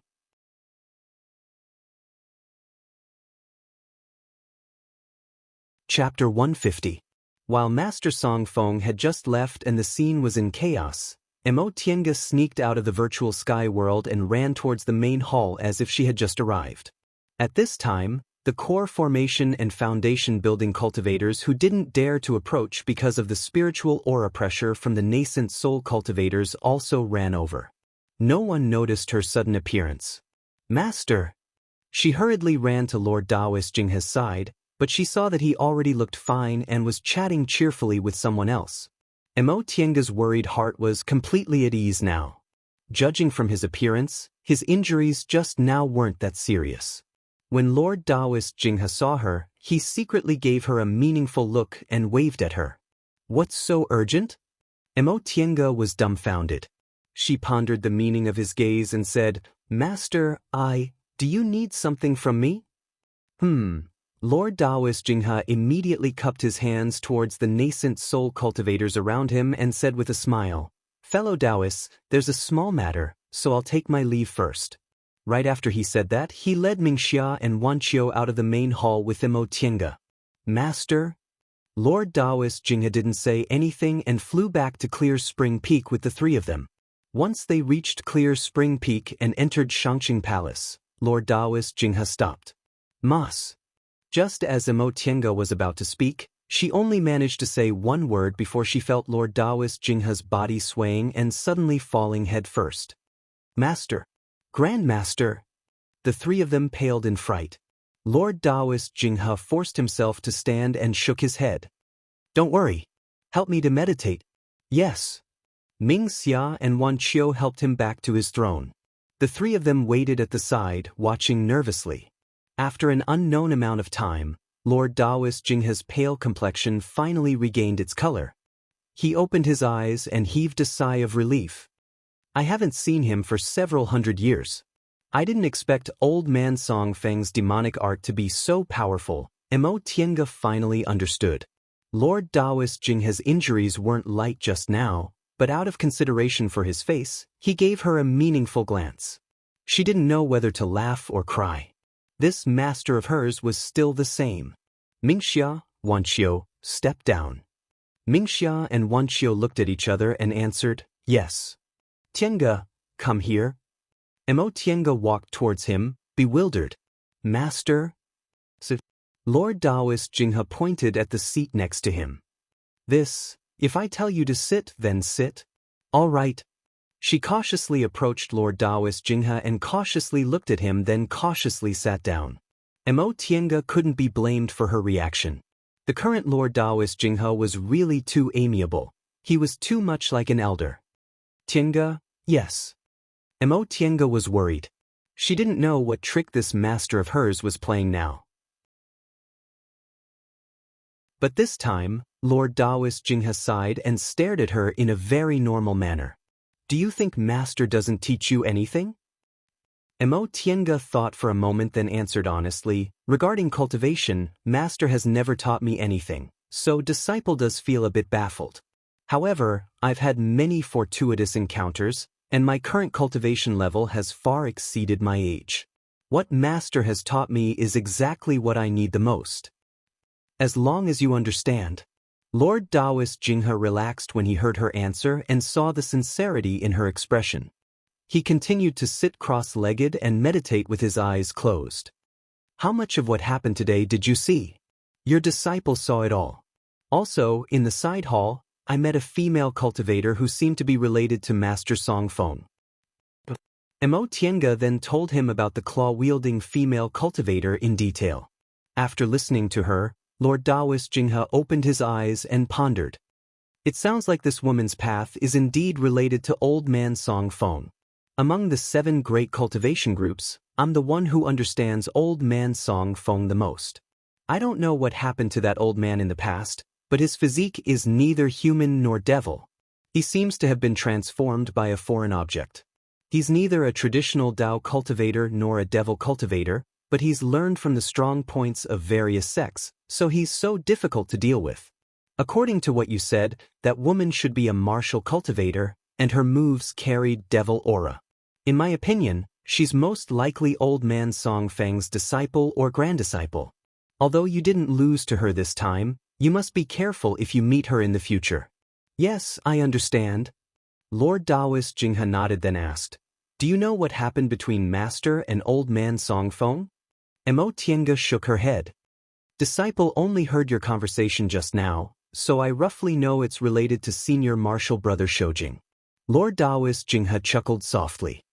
His expression was both helpless and proud. Yes, it was indeed that boy's fault. This Old Man Song Feng once had an extremely talented junior who had a conflict with your senior apprentice Brother Shoujing. In the end, he was killed. At that time, Old Man Song Feng had long disappeared from the world, so I didn't take it seriously. I didn't expect he was still alive and wanted to take revenge. Alas, that old man is very vengeful. It'll be difficult to deal with him in the future.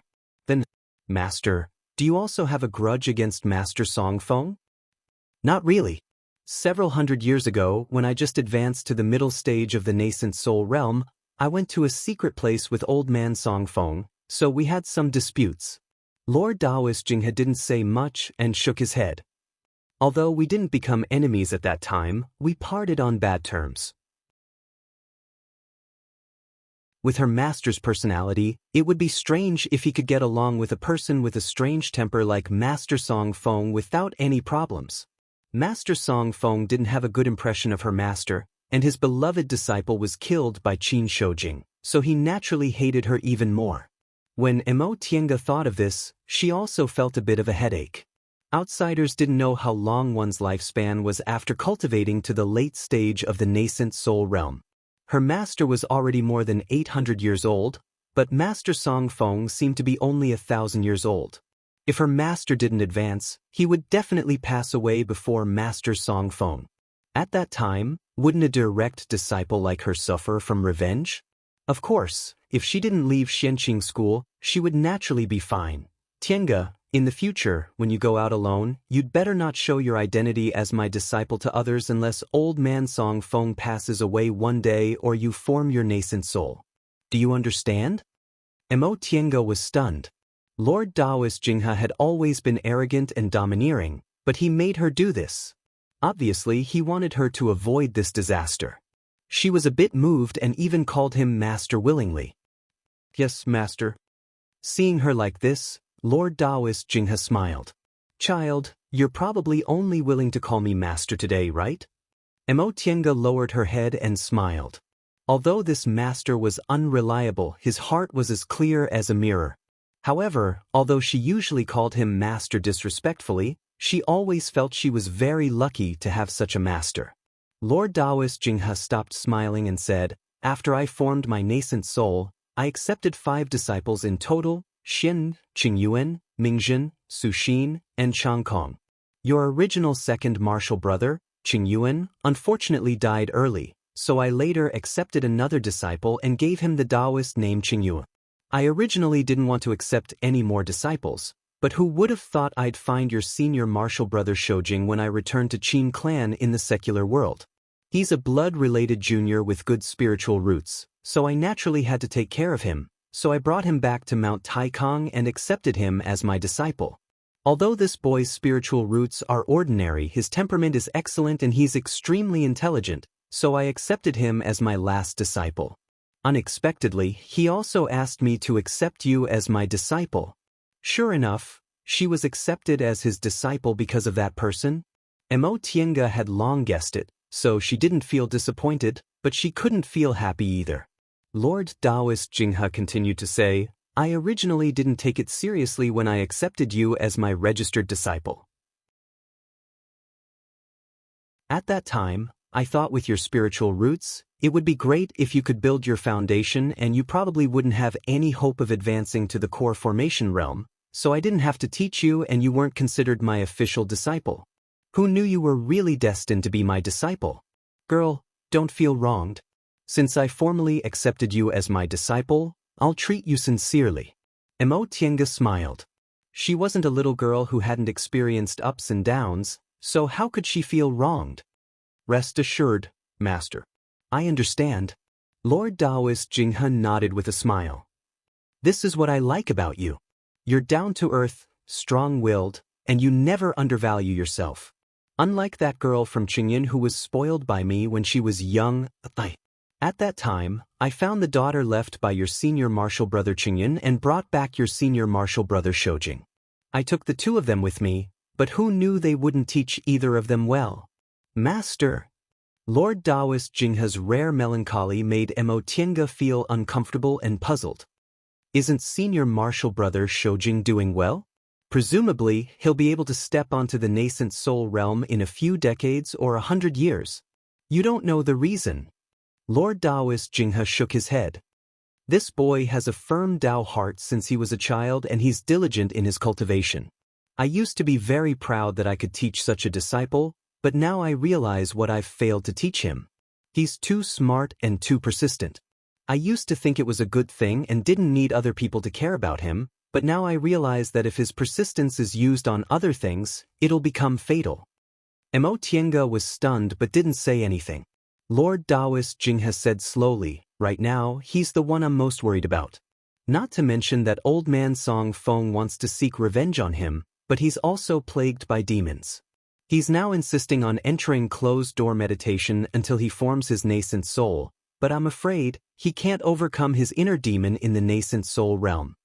After he finished speaking, Lord Daoist Jinghe closed his eyes and sighed.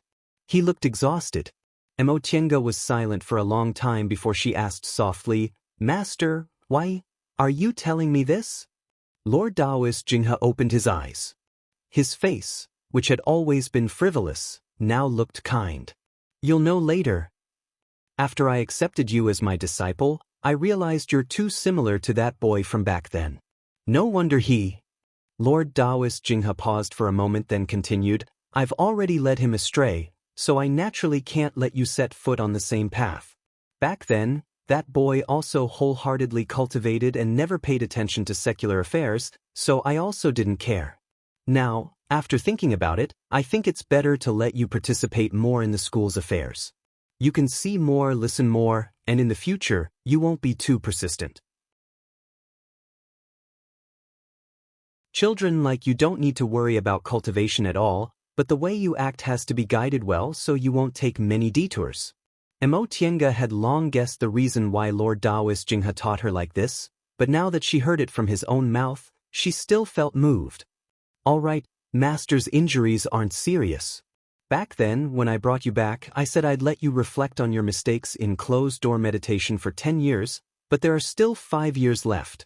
In the past few years, I've let you gain a lot of experience. Now that you're more or less familiar with the school's affairs, you can start your closed-door meditation from today onwards. 5 years later, when you come out of closed-door meditation, you can leave the mountain and travel around. Yes, Master.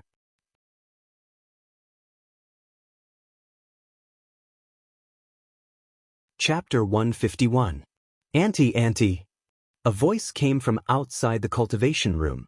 Mo Tiange used an art to come out of the virtual sky world and removed the restriction. The person who stepped into the room was a man in his 20s. He was tall and looked like a young man, but his face still retained the innocence and gentleness of a teenager. Tiange saw him and asked with a smile, "Xinji, what's the matter?" This young man was Xinji. He was already 20 years old. His originally cute face was still likable even after he grew up.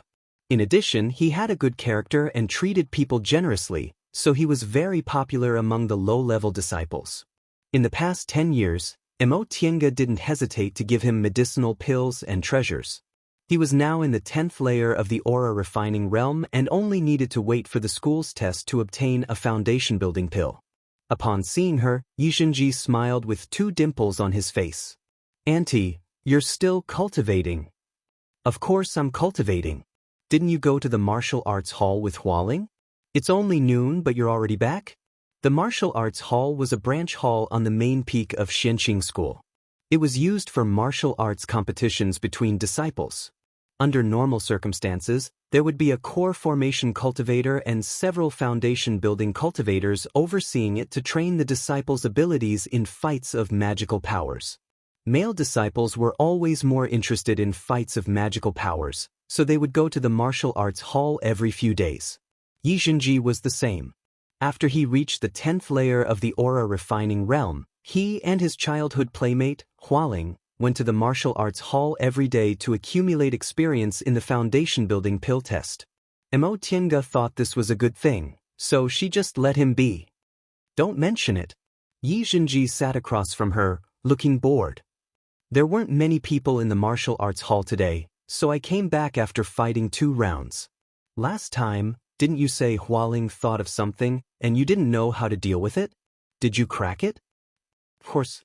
Yixinji raised his head proudly. "What kind of move could Hualing make? I thought about it for 2 days and figured it out. Andy, watch me." As he spoke, he stood up in high spirits and raised his hands. Almost at the same time, a wind wall spell and a thick earth spell appeared around him. "I used these 2 spells together, so Hualing's freezing spell and splitting earth spell can't hit me." Tiange smiled. "This is indeed a good idea. It's hard for you to think of this." Upon being praised, Yixinji felt a bit embarrassed. He withdrew his spell then sat back down. "Auntie, there's something I want to discuss with you." "What is it? Tell me." A hesitant expression appeared on Yixinji's face. He said hesitantly, "I want to take a trip home." Tiange was stunned. Yixinji came to the mountain when he was 9 years old and met her when he was 10. Since then, she had always kept him by her side and he had never left her side. It had already been 11 years since he left home. After cultivators like them entered a cultivation group, they rarely returned to the secular world. Yixinji also never mentioned homesickness, so Tiange also didn't think too much about it. At this moment, Yixinji's face faintly revealed a melancholic expression. "When I left home, my mother cried the whole night. Auntie, there's still 1 year left before the elite disciples' foundation-building pill test. I want to take advantage of this period of time to go home, can I?" Upon seeing the child's expectant expression, Tiange didn't say anything. She naturally understood Yixinji's feelings. Back then, she also felt the same way. However, it wasn't a good thing to be so sentimentally attached to one's family. "Auntie." Seeing that she didn't respond, Yixinji pleaded again, "I'll definitely come back as soon as possible. I just want to go back and take a look. Our Xianxia school doesn't require disciples to sever their ties with the secular world. However, under normal circumstances, you're only allowed to visit your family after you build your foundation.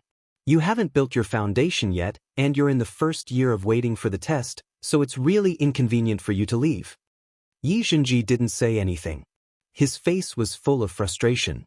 Tiange thought for a moment then said to him with a smile, "You don't have to be so disappointed.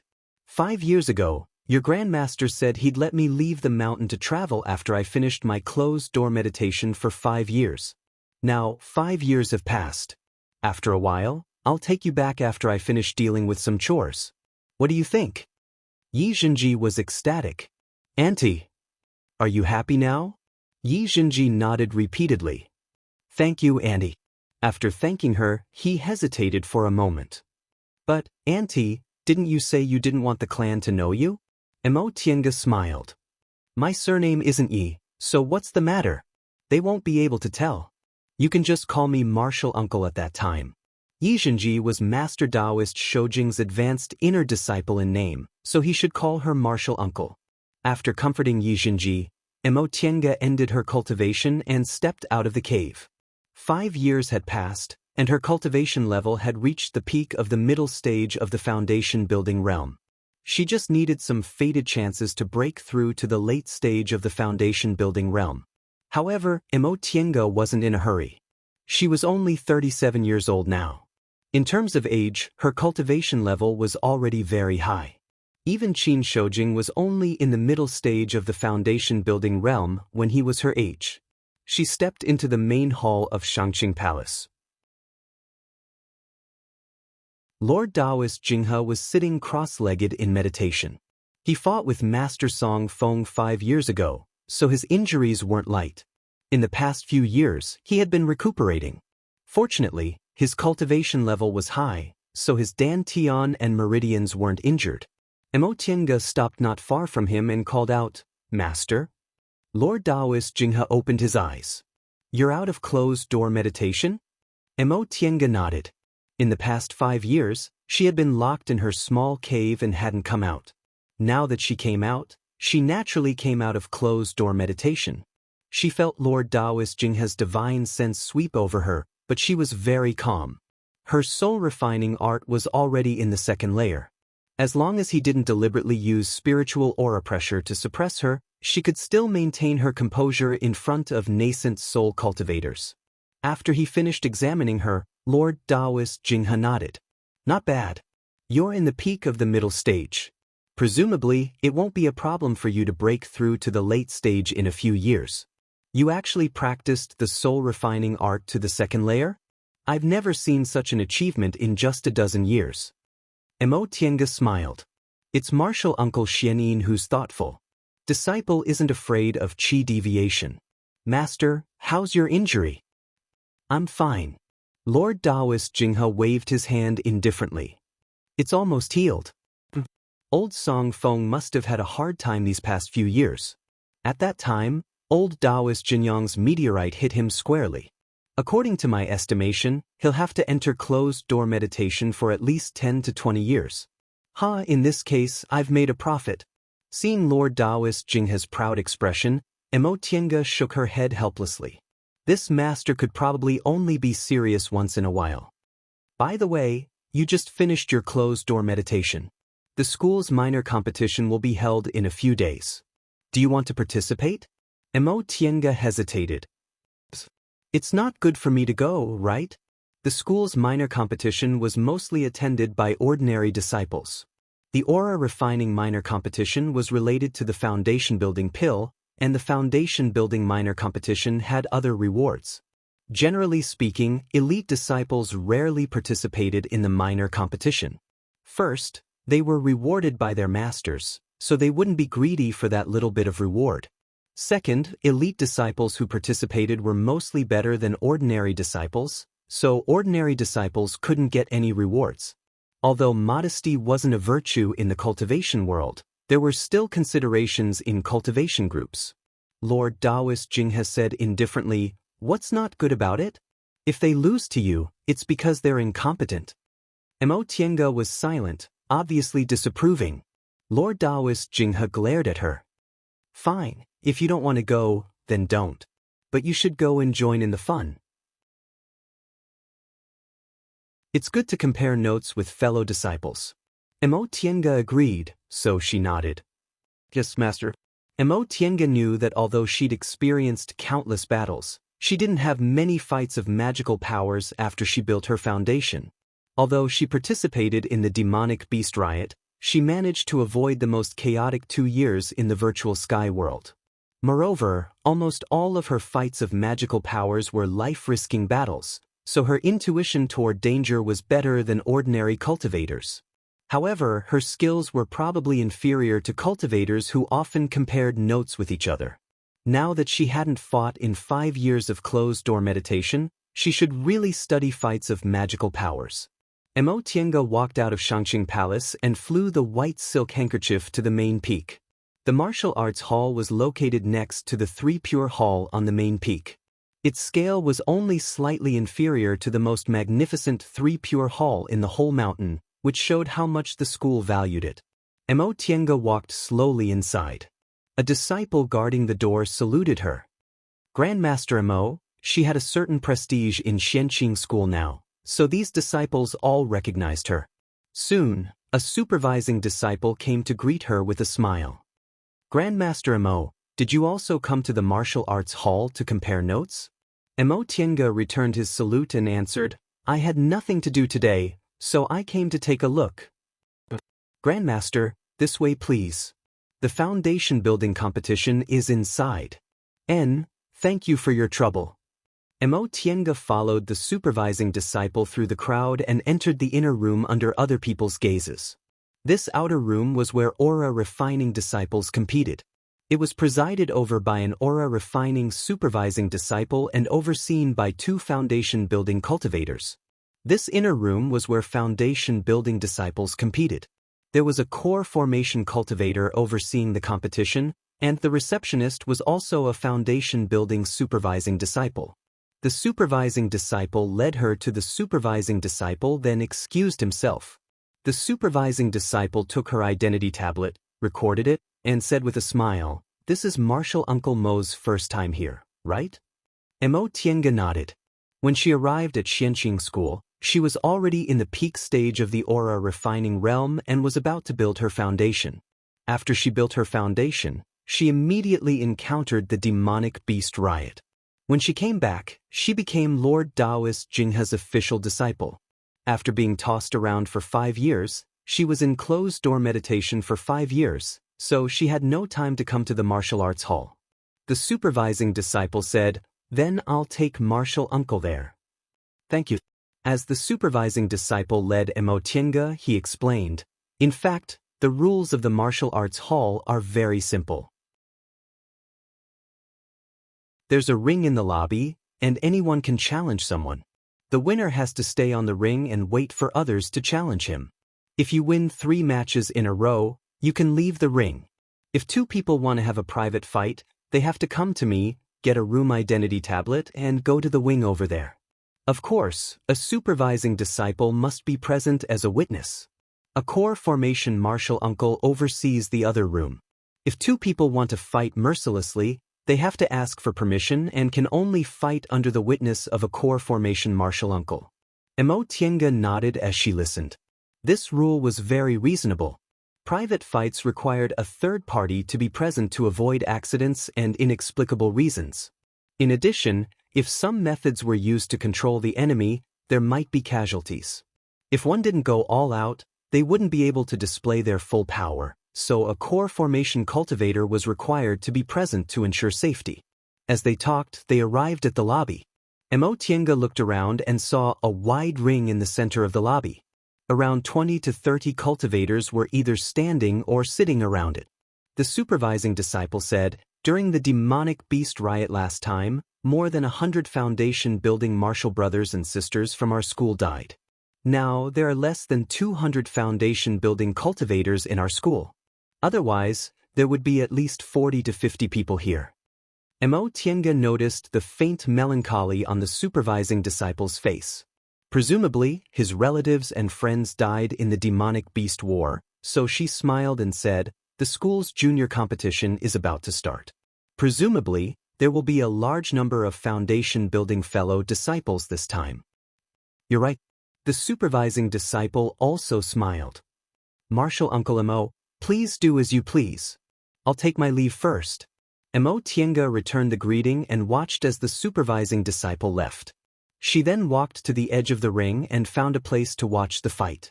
On the ring were 2 early-stage foundation building cultivators. One was a burly man with a curly beard and the other was a thin and weak middle-aged man. Although the burly man was tall, the magic tool he used was a small and exquisite flying sword. As for the middle-aged man, he was holding a fan. The burly man was the main attacker while the middle-aged man was the main defender. The 2 of them exchanged blows and fought fiercely. After watching for a while, Mo Tiange actually comprehended a few things. For example, the way the burly man controlled his flying sword was more like a concealed weapon. It flew silently, but this required a very long time of practice.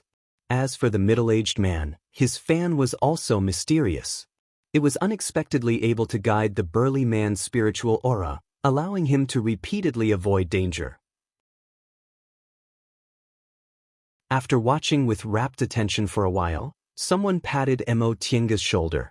She turned around and said with surprise, "Big brother Yi." The person standing next to her with a smile was none other than Yi Jingwen. Yi Jingwen was almost 60 years old now, so he looked a bit older. He had lost some of his sharpness, but he looked a bit more level-headed. 10 years ago, the two of them fought side by side against several cultivators from Gujian sect, so their feelings for each other weren't as superficial as before. However, the two of them were accidentally injured by Lord Daoist Jinghe. Because Mo Tiange's meridians were tough and she was put in the Wenyang pool by Lord Daoist Jinghe, she recovered in just a few days. Yi Jingwen's injuries were more serious than hers. It took him more than a year to completely recover. At that time, Mo Tiange was tormented by Lord Daoist Jinghe every day. The two of them only met a few times in a hurry and didn't even have time to exchange greetings. Later, when she entered closed-door meditation, they didn't see each other for 5 years. Yi Jingwen looked at her with a smile and pointed behind him. The two of them then left the crowd and found chairs in the corner to sit down.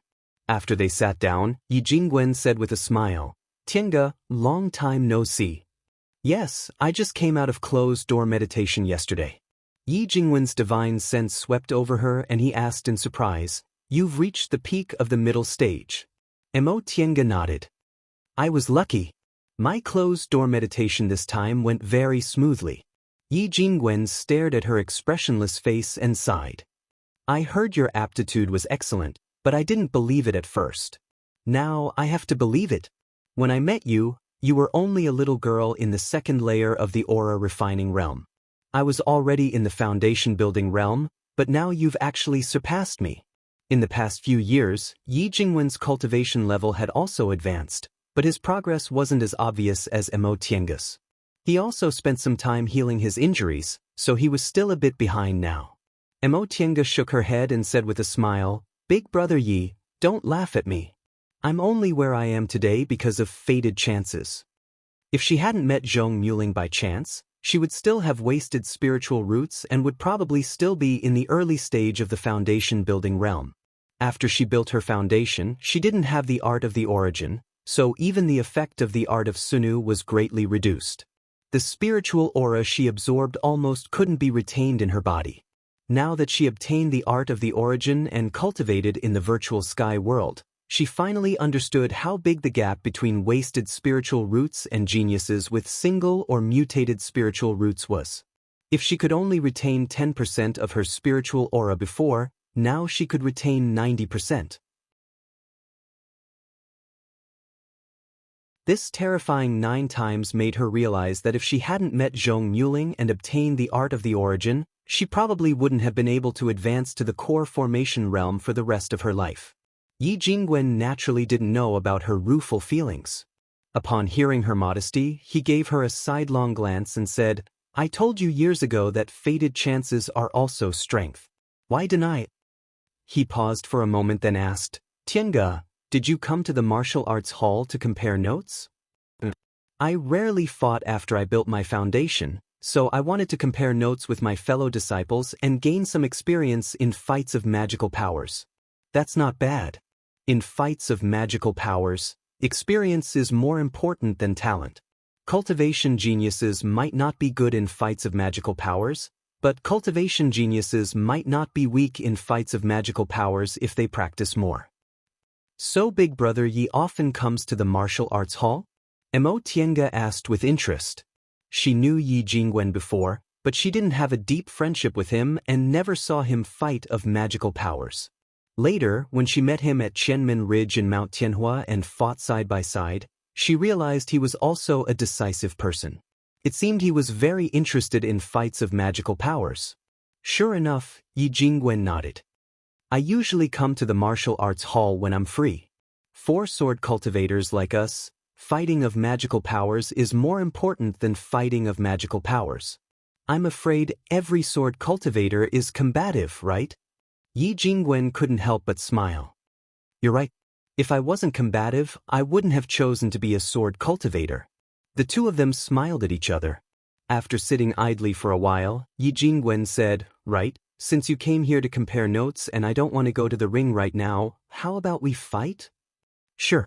Mo Tiange naturally couldn't ask for more.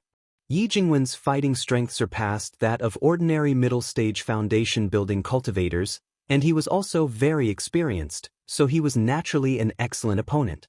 The two of them stood up together and went outside to find a steward. After getting a room number, they were led into a wing room by a steward. Although it was called a wing room, it was, after all, used for fights. It was very spacious and was equivalent to a small ring. The two of them went on the ring. After being confirmed by the steward, they began to exchange blows. Yi Jingwen was a sword cultivator, and sword cultivators paid attention to their attacks. Once the steward confirmed it, his flying sword flew straight towards Mo Tiange's face. Mo Tiange stepped on the white silk handkerchief. She deliberately didn't use it to defend herself, so in a flash, she brushed past the flying sword. However, a sword cultivator's flying sword carried sword aura, so when it brushed past her, it brushed past her arm, causing her arm to ache. Upon seeing this, Yi Jingwen's flying sword immediately flew back. He condensed his aura on the sword, and in an instant, the sword emitted a dazzling white light that enveloped his entire body. Mo Tiange felt helpless. She retracted the white silk handkerchief and released it. The brick wall blocked the sword light, and the shuttle of flying Apsara flew out. The golden light flew towards Yi Jingwen. The two of them fought back and forth for a while. They only stopped when the steward, who was acting as a witness, clapped his hands and cheered. After walking down the ring, the two of them rested for a while. Yi Jingwen saw that Mo Tiange was lost in thought, so he asked curiously, "What's wrong?" Mo Tiange answered, "I originally didn't want to use that magic weapon, but I don't know how to dodge Big Brother Ye's sword aura." Once she finished speaking, Yi Jingwen laughed. "You're actually thinking about this." Mo Tiange was puzzled. "Is there a problem?" This time, it was the steward who was watching the fight who interrupted. "Martial Uncle Mo, it's very difficult to dodge a sword cultivator's sword aura. This place is so narrow, so they'd naturally choose to use magic tools or spells to block it. It'd naturally be best if Martial Uncle has a magic weapon, so why do you need to dodge it?" Mo Tiange was stunned. She then said with an ashamed expression, "It's my fault. I always thought it was foolproof." Yi Jingwen said, "Tiange, you're very experienced in fights of magical powers. It's just that you haven't adjusted your mentality. You have to know that in fights of magical powers, even if you win a little, it's still a win. You just need to use whatever means you have." "Thank you for your guidance, Big Brother Yi." Although her cultivation level now surpassed Yi Jingwen's, when it came to fights of magical powers, Mo Tiange knew she still wasn't as good as him, so she thanked him sincerely. Yi Jingwen smiled. "If you have nothing to do, you can come to the martial arts training hall often to fight with me. We can learn from each other and improve together."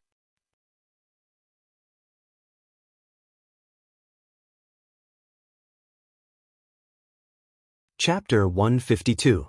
Yi Jingwen kept his word. From that day onwards, he and Mo Tiange went to the martial arts hall every day to compare notes on fights of magical powers. He was a sword cultivator, so he was infatuated with comparing skills and was quite knowledgeable about fights of magical powers. Because of that, Mo Tiange's skills in fights of magical powers improved very quickly after sparring with him.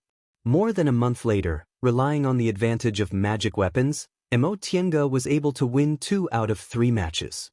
Yi Jingwen was greatly stimulated, so he decided to go back and enter closed-door meditation. Thus, the 10-year period ended. Lord Daoist Jinghe told Mo Tiange that she had been in closed-door meditation for a long time and her cultivation level was high enough, so she could leave the mountain and travel around. After Mo Tiange finished taking care of her chores, she sealed her Immortal's cave and soon left Mount Taikong with Yi Jinji. There were more than 10 countries in the celestial pole. Wei country was located in the midland, with Jin and Yen in the east, and Qin and Chu in the west. It was surrounded by powerful enemies. For this reason, the state of Wei provided for several immortal masters and even conferred the title of Marquis to several secluded cultivation clans in order to ensure peace. Several days after they left West Kunwu, Mo Tiange and Yi Jinji arrived at Tong, a city in Wei country. Tong, a city was not only the largest city in Wei country, but it was also the transportation hub of the entire celestial pole. It was located at the junction of the north and south, built by the river, connected to both land and water. In the west, it was connected to the Qin Mountains and the Chu lands, and in the east, it reached the Jin and Yen plains. As a result, Tong, a city was one of the most prosperous cities in the entire celestial pole. The awkward thing was that Yi Jinji was too young when he left home, so he didn't remember where the Yi clan was. Fortunately, the Yi family had the identity of the Marquis of Changningho in Wei country. They asked along the way and quickly found the Yi residence. In Tong, a city, the east was rich and the west noble, while the south was poor and the north lowly. The Yi family was a noble and lived in the west of the city. The two of them found their way to the west of the city. Vermilion doors and stone lions could be found everywhere. The Yi family was also very conspicuous among these noble families. On the signboard at the door, the words, Changningho Manor, were written. Upon seeing this, Yi Jinji was very happy. He immediately wanted to go in, but who would have thought that the gatekeeper would stop him and say with an arrogant expression, "This is Marquis Ningho's estate. Unauthorized people are not allowed to enter." Yi Jinji was stunned. Behind him, Mo Tiange couldn't help but want to laugh. In the secular world, most people judged a person by his appearance. Although Yi Jinji looked like a distinguished young man, his clothes were simple and unadorned, and his bearing didn't have the noble air of a young master. These gatekeeping manservants naturally thought he was a commoner, so they never expected he was actually their young master. After being stunned for a moment, Yi Jinji shouted, "What idler? This is my home. I'm from the Yi family." One of the manservants glanced at him and said in an arrogant tone, "Go, go, go. Don't cause trouble if you have nothing to do." Yi Jinji became anxious and said angrily, "My surname is Yi, and my name is Jinji. You guys go and report this to the Marquis." After he reported his name, the manservants looked at him seriously. "His surname is Yi, could it really be? Even if his surname is Yi, we can't say that he's from our family." "But what if it is?" The manservants muttered for a while. Finally, one of them said, "Wait here, I'll go in and report." Although he agreed, he didn't show any respect. Yi Jinji restrained his temper and looked at Mo Tiange. Seeing that her expression was calm, he reluctantly nodded. After the manservant went in, he walked to Mo Tiange and said apologetically, "Martial uncle, the servants at home don't look good. I'll have to trouble you to wait for a while." Mo Tiange didn't say anything and just smiled. She found it interesting. In fact, people in the cultivation world were also like this. However, they didn't look at other people's clothes, but at their cultivation level. Before long, they heard the sound of hurried footsteps. The two of them looked up and saw an old man wearing an embroidered robe leading the way, followed by a group of people who were rushing to the gate. The manservant who reported the news just now followed behind them, nervously wiping the sweat on his face. Upon seeing this old man, Mo Tiange guessed his identity. Sure enough, as soon as Yi Jinji saw this person, an excited and hesitant expression appeared on his face. He left home when he was 9 years old, and it had been more than 11 years since then. The child from back then had already become a young man, but when he saw his elders, he felt shy. A noblewoman rushed out of the crowd. She staggered forward regardless of the pearls and jades on her body. As soon as Yi Jinji saw her, he was stunned. The woman threw herself at him, hugged his head, and cried bitterly. "You're finally back." Yi Jinji's lips trembled. After a long time, he finally called out, "Mother." He also shed silent tears. Mo Tiange stood behind them, watching the family reunite after a long separation and greeting each other with tears. She sighed inwardly. This was also her family. It was just that she didn't have any kinship with them, so she kept herself out of it. After a long time, Xianxia finally met all his relatives. Remembering that she was still on the side, he hastily wiped the tears on his face and came to her.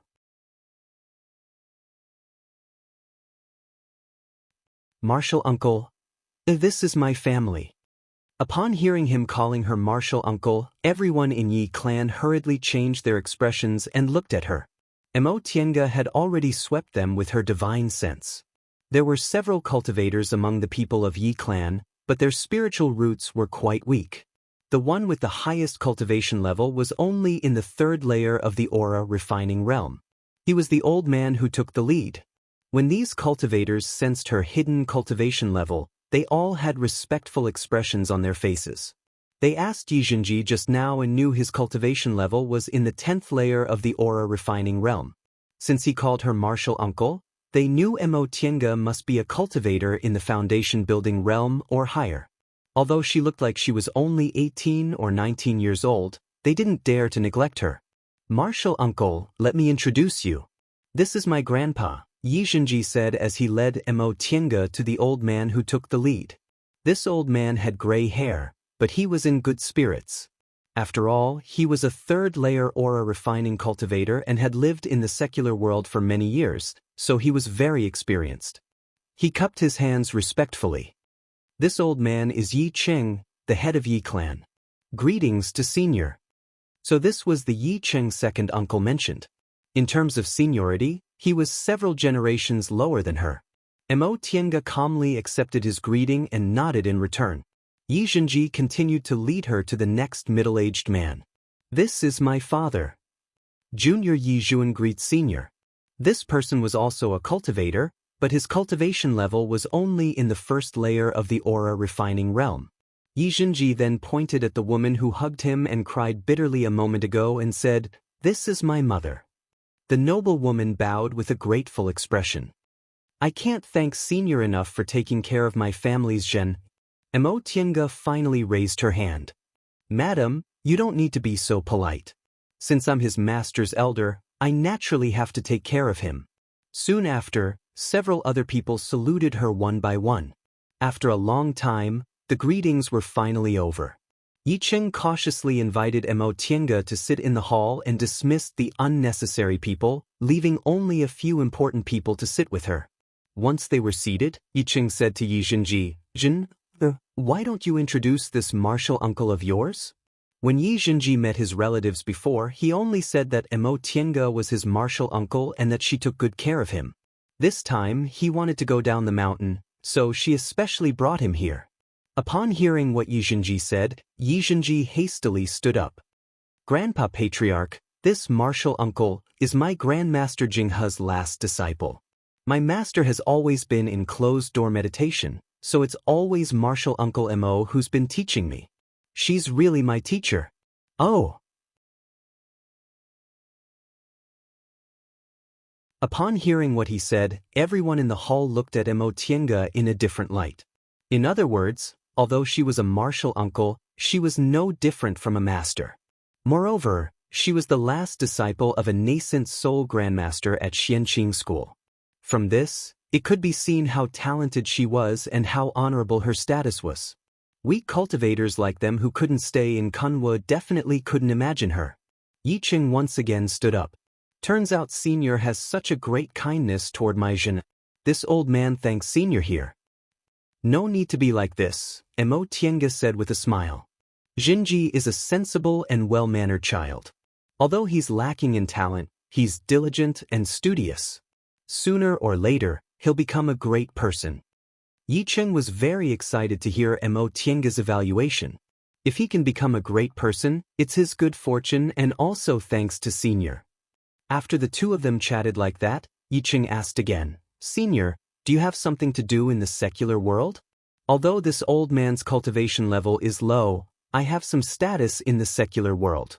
Maybe I can help senior inquire about some information." "I didn't come to the secular world for anything important. I just came out to travel." I see. Senior, you rarely come to the secular world, right? Our Yi clan has lived in the secular world for a long time, so we know a lot of strange things in the secular world. If Senior doesn't mind, this old man can introduce a thing or two to Senior. Yi Cheng was very enthusiastic. Mo Tiange thought for a moment, then nodded with a smile. Then I'll have to trouble you. It's no trouble, no trouble. Yi Cheng said, Senior must be tired since you came all the way from Kunwu. How about staying at my place for the time being? Later on, this old man will deliver all the information my family has gathered to you. Mo Tiange originally didn't have the patience to deal with people like this, so she immediately agreed and left first. After watching Mo Tiange leave, Yi Cheng suddenly asked, Jin, what's the identity of this martial uncle of yours? Yi Zhenji was startled and somewhat frightened. Grandpa Patriarch, she's my martial uncle. She's a foundation-building cultivator? Martial uncle has been in closed-door meditation for 5 years and has just reached the peak of the middle stage of the foundation-building realm. Now, Grandmaster ordered her to leave the mountain to travel. She's training her mental state so that she can break through to the late stage of the foundation-building realm. I see. Yi Cheng frowned slightly. How old is this senior? How's her aptitude? She's only in the foundation-building realm, but your nascent soul grandmaster actually accepted her as a disciple? Yi Zhenji saw that Yi Cheng didn't look suspicious, so he calmed down and answered, Martial uncle, she should be 37 years old. I'm not very clear about her spiritual roots, but I know it's a very special kind of spiritual roots that aren't inferior to single spiritual roots. 37 years old? Yi Cheng was astonished. 37 years old, and her cultivation level was in the peak of the middle stage of the foundation-building realm. No wonder she could be accepted as a disciple by a nascent soul cultivator. She must be a genius. Zhen, how's your relationship with your martial uncle? Yi Zhenji thought for a moment then answered, Ever since I entered my master's tutelage, martial uncle taught me personally, so it's not wrong to say martial uncle is my master. Then does your martial uncle have other disciples? No. Martial uncle is still young, so he only taught me on behalf of my master. He doesn't have any disciples. Upon hearing this, Yi Cheng pondered for a moment while stroking his beard. All of a sudden, he cautiously said, From now on, you have to get closer to your martial uncle. With her current age and cultivation level, as well as the last disciple of a nascent soul grandmaster, she'll certainly have a bright future. You'll definitely benefit from being on good terms with her. Yi Zhenji knew Grandpa Patriarch's words were for his sake, but it really made him unhappy. He was close to his aunt from the start, so it wasn't because of any benefits. Grandpa Patriarch, martial uncle sincerely treats me well, and I also sincerely respect her. Rest assured, my relationship with martial uncle has always been very good.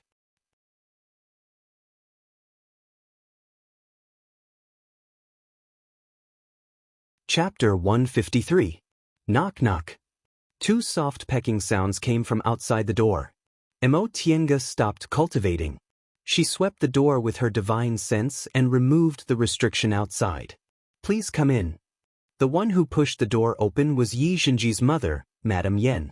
Madame Yen brought 4 maids with her. She smiled before saying anything. Senior, did I disturb you? Mo Tiange had a good impression of this Madame Yen, probably because her maternal love for Yi Zhenji reminded her of her own mother. Nothing. Is something the matter, madam? Oh, it's like this. The guest room is simple and crude, and I'm afraid Senior won't be used to it. As she spoke, she signaled the maids to put down the things in their hands. Mo Tiange glanced at them. They were all flashy but impractical things used by rich people, so she shook her head. Madam, you don't have to be so polite. It's not good for cultivators like us to pay too much attention to external objects. These things are useless to me, so madam doesn't need to worry about them. Senior is an honored guest of my Yi clan. I'm afraid I'm not good enough. Mo Tiange smiled faintly. I understand madam's intention, but these external objects are really unnecessary. Seeing how determined she was, Madame Yen had no choice but to order all the maids to leave. However, after hesitating for a moment, Madame Yen still smiled and said, I have something to tell Senior. I don't know if it's convenient for Senior. Madam, if you have something to say, just say it. With her permission, Madame Yen ordered the maids to leave first and stayed alone. Senior, I shouldn't disturb your cultivation for such a trivial matter, but I'm a mother, so I always want to know more about my son. Madame Yen paused nervously for a moment before continuing, You're Zhen-er's martial uncle, and you've spent a lot of time with Zhen-er in the past 10 years. However, I haven't been able to see him for such a long time. Senior, are you willing to tell me about Zhen? How has he been all these years? Has he suffered any grievances? How is he now? Tiange had no reason to refuse such a small request. A mother whose child had been away from her for 11 years was naturally eager to know more about her child. Madam, you don't need to worry. Jinji is doing very well. He's an advanced inner disciple of a core formation cultivator, so he'll be fine. Really? Does he have friends in the sect? Were you bullied? Tiange chuckled. His grandmaster is Lord Daoist Jinghe. Who would dare to bully him? Moreover, if you want to bully him, I won't ignore it. Don't worry, madam. This child has a gentle personality and is very popular. That's good. Madame Yen was gratified. Zhen-er has been sensible since he was a child. If there is anything wrong, he definitely won't tell us. I was worried about this, so I came to disturb Senior. Senior, Zhen-er has already reached the 10th layer of qi refining. Why did he choose to leave the sect at this time? Upon seeing Madame Yan's worried expression, Tiange explained, I originally wanted to wait until he built his foundation before letting him come back on his own. But Jinji really missed you guys, so he begged you for a long time. Coincidentally, I was ordered by my master to leave the mountain, so I sent him here directly. So that's how it is.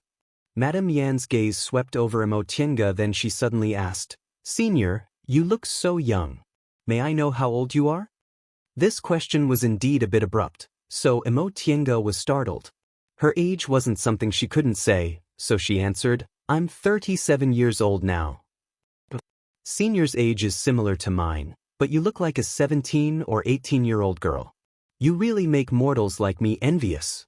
In fact, Madame Yan's appearance was already quite young. Yi Zhenji happened to be 20 years old, and Madame Yen was his birth mother, so she must be at least 35 years old. However, she took good care of herself, so there weren't any wrinkles on her face. She looked like she was in her 30s, which was the age when women were most mature and charming. Tiange didn't flatter her back. Instead, her sharp gaze swept over Madame Yan's face and she asked faintly, Madam, what do you mean? If she couldn't hear the hidden meaning behind Madame Yan's words, she'd be too slow. Sure enough, this Madame Yan's intention wasn't that simple. Being stared at like this, Madame Yen was a bit embarrassed. She stammered. It's nothing. Senior's age is similar to mine, but you look about the same age as Zhen-er, so I really can't tell. You're his elder. Presumably, if I said your brother and sister, other people would also believe it. Tiange suddenly felt like she didn't know whether to laugh or cry. This Madame Yen was obviously worried that there was some unexplainable relationship between her and Yi Zhenji.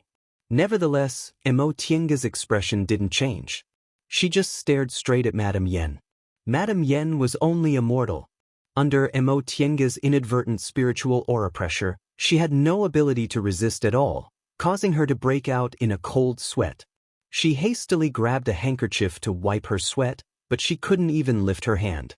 With great difficulty she said, Senior, if I offended you in any way, please forgive me. Madame Yen recklessly speculated about her relationship with Yi Zhenji. Although she was Yi Zhenji's mother, it still made Madame Yen feel displeased, so she deliberately acted like this. Now that Madame Yen saw that Madame Yen was showing weakness, she withdrew her spiritual aura pressure and said coldly, For cultivators like us, looks are merely the bones beneath the skin. Madam, you shouldn't say such things in the future. Madame Yen naturally didn't dare to refute her. She recalled the clan head's instruction to treat this senior well. Her behavior just now might have already offended the other party, so she repeatedly apologized. Senior, please forgive me for offending you. I'm just an ignorant woman who didn't know about cultivators' taboos and spoke nonsense. Tiange interrupted her. Madam, you're Xinji's mother, so there are some things you have the right to ask clearly. If you don't ask clearly, presumably you also won't feel at ease, right? That being the case, if there's anything you want to say, just say it. Madame Yen finally calmed down a bit when she heard no anger in Tiange's tone. Upon seeing Tiange's calm demeanor, Madame Yen couldn't help but feel ashamed. Senior, please forgive me. I really saw that you and Xinji have a close relationship, so I was afraid that child would make a mistake. You're his martial uncle. If that child doesn't understand things, wouldn't he implicate you and ruin your clean reputation? She spoke politely, but this Madame Yen wasn't someone who didn't understand things. Tiange softened her tone. Madam, Yi clan has been in the secular world for more than 20 years, right? Have you ever been to Kunwu? Madame Yen was startled, but she soon nodded. When she married into Yi clan was already Marquis Chaininghao in Wei country, so she naturally hadn't been to Kunwu. It's no wonder you don't know about the cultivation world. In the cultivation world, there's no such thing as human relationships in the secular world. Everything is determined by cultivation levels. Regarding dual cultivation, seniority and age have nothing to do with other people. No matter who Xinji likes, it won't affect his future. Upon seeing Madame Yan's complexion turn pale, Tiange smiled and continued, besides, how can one's age be accurately determined based on one's appearance? That master of mine is more than 800 years old, but he looks like he's only in his 30s. Xinji's master also looks similar to Xinji's age. Madam, Xinji respects me as his master, so how could there be anything embarrassing? Madam, please don't think too much. Otherwise, if Xinji finds out, he'll inevitably be sad and embarrassed. Madame Yan's face turned green then white, but she couldn't say anything. She was just a mortal woman. How could she know anything about the cultivation world? As a mother, she was just worried about her child. Tiange's straightforwardness made her feel too ashamed to show her face. All right, I'm going to continue cultivating. Madam, it's rare for Xinji to come home, so you'd better spend more time with him. Tiange straightforwardly sent the guest off, then sat cross-legged and closed her eyes, looking as if she didn't want to say anything. Madame Yen bowed embarrassedly then retreated. Tiange didn't care too much about this matter. This Madame Yen was a mortal woman, so it was understandable that she didn't understand. Mortals always thought that when men and women were the same age, even if they had different seniority, something was bound to happen. However, they didn't know that in the cultivation world, judging people by their age was the most ridiculous thing. Tiange cultivated until the evening. Yi Cheng, the patriarch of Yi clan, sent someone to invite her, saying she came from afar and that they were holding a banquet to thank her master in Xinji's stead. Tiange thought about it but still went to the banquet. Before his death, second uncle entrusted her to take care of Yi clan when she had the ability. Now that she came to Yi clan, doing something within her ability was also something she ought to do. Senior, you're finally here. Please sit, please sit. As soon as Tiange arrived at the banquet hall, Yi Cheng enthusiastically welcomed her. A banquet table was already set up in the hall. Golden cups and silver cups could be seen, and the place was resplendent. Martial uncle. Yi Xinji also came over. Tiange smiled at him. This was a private banquet, so there weren't many people present. Aside from Yi Cheng, Yi Xinji, and Yi Xinji's father, Yi Xuan, there were 4 other people. All of them were cultivators, but their cultivation levels were only in the first or second layer. 2 of them were middle-aged, 1 was a young man, and 1 was a teenager. Yi Cheng introduced them one by one. Senior, these are my Yi clan's good-for-nothing juniors, Yi Mao, Yi Yu, Yi Bing, and Yi Dan. Yi Mao and Yi Yu were the 2 middle-aged men. Judging from their seniority, they should be in the same generation as Yi Cheng. Yi Bing was the young man. His name was in the same generation as Yi Xuan, but Yi Dan didn't know his seniority. However, according to Yi clan's naming convention, Yi Xinji was an exception. Mo Tiange didn't know whether it was because he was placed high hopes on him since he was a child. Junior greets senior. All the cultivators of Yi clan were extremely respectful.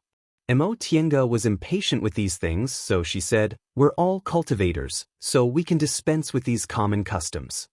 Yi Ching noticed she wasn't happy, so he hastily stopped her and said with a smile, "In that case, we'll do as senior said. You can all take your seats."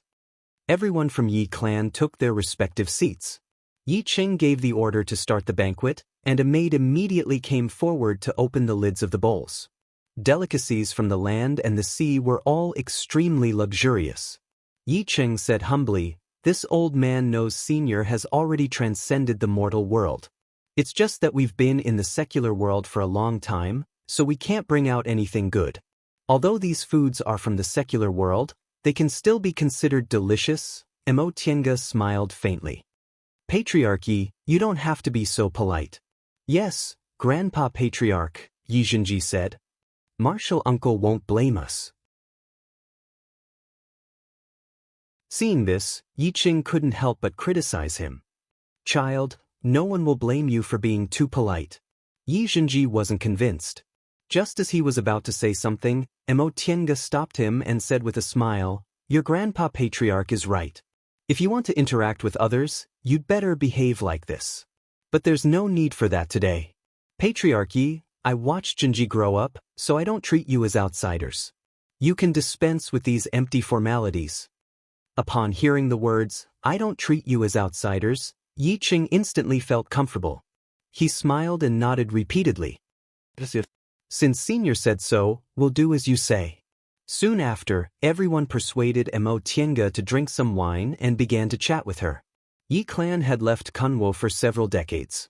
Now that they suddenly met a foundation-building senior, they naturally had a lot of things to ask about cultivation. The teenager called Yi Dun, in particular, still had the temperament of a child, so he wasn't as reserved as the adults. If he had any questions, he just opened his mouth and asked. He was reprimanded by his elders, but after seeing Mo Tiange kindly answering all of their questions, the elders finally let him go. Gradually, under the control of Yi Dun and Yi Zhenji, the adults also relaxed. This way, the guests and the hosts were both happy. "By the way, senior." When they were almost done talking about cultivation, Yi Ching suddenly said, "There's one thing Junior doesn't quite understand, so I'd like to ask senior." "Please ask." Yi Ching looked quite hesitant, but in the end he asked, "I saw that the spirit tool senior gave Zhen, didn't seem to be an ordinary one. May I know where senior obtained it?" Mo Tiange was stunned, but she immediately understood what he wanted to ask. The spirit tool in Yi Zhenji's hand was the greenwood sword, right? This sword came from Yi clan, so this patriarch of Yi clan had probably seen it before. She glanced at Yi Zhenji, but Yi Zhenji lightly shook his head, indicating that he didn't say anything. Mo Tiange smiled and said, "This thing came from a good friend of mine. It's a family heirloom." Yi Ching looked surprised. He asked eagerly, "May I ask senior, what's your friend's name and where is she now?" Mo Tiange was slightly surprised. "Her surname is Yi, and her name is Xiaoyun." "What? Does Patriarchy know her?" Yi Ching was stunned again. "Her surname is Yi, but why is her name Xiaotian? There's no such person in the clan." "Then what about your friend's age and cultivation level?" "She's about the same age as me, but she's already in the foundation building realm." The more Yi Ching asked, the more baffled he became. This doesn't match at all. He wouldn't be surprised if she said she bought this greenwood sword from somewhere, but she said it was Yi Xiaoyan's family heirloom, and she was even a young foundation-building cultivator. Mo Tiange seemed to suddenly remember something. "Right, my friend was originally from a cultivation clan. Later, her clan declined and she moved to the secular world. Could it be?" Yi Cheng's eyes brightened. "That sounds like our clan, but I'm not familiar with this name." Mo Tiange thought for a moment then said, "She originally had an uncle named Yi Jiang. Do you know him, Patriarchy?" Upon hearing this name, everyone in Yi clan became excited. They looked at each other and saw surprise and doubt in each other's eyes. In the end, Yi Ching asked, "Senior, Yi Jiang? Are you sure that's his name?" "Of course." Emo Tienga's heart was clear, but she pretended to be calm. I remember she said Yi clan used to be a cultivation clan in Mount Qingmeng. Her father was the most talented cultivator in Yi clan. Back then, his name shook Western Kunwu. He successfully formed his gold core when he was only 100 years old. Patriarchy, is this true? Yi clan's most talented cultivator successfully formed his gold core when he was 100 years old. Yi Qing muttered with a fanatical look in his eyes. Of course he remembered. When he was born, it was the Yi family's golden age. That genius cultivator brought honor to the Yi family that they had never had before. But later, Yi Zhuan took over the conversation. He was the most outstanding cultivator in Yi clan. His name was Hai. Correct. Emo Tienga smiled. That being the case, the clan my friend was talking about was your Yi clan. This is really fate.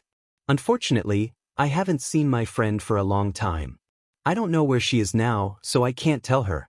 After all, Yi Qing was the patriarch. After his excitement, he was now full of doubts.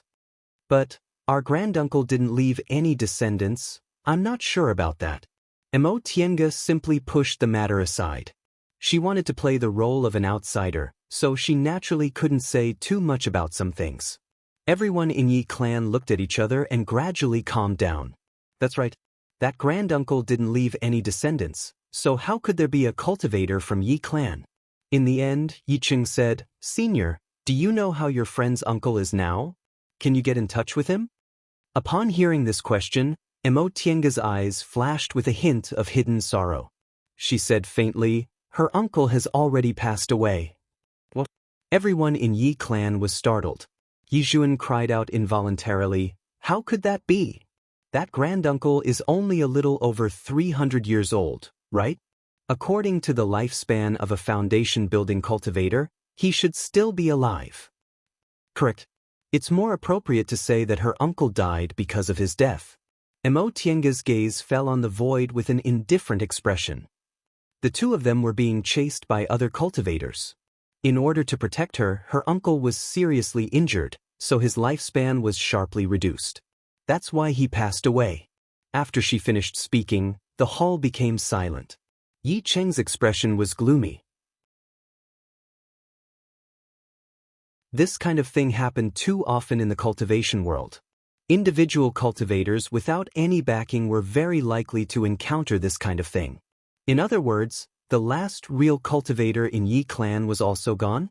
Then didn't Yi clan really become a mediocre clan in the secular world?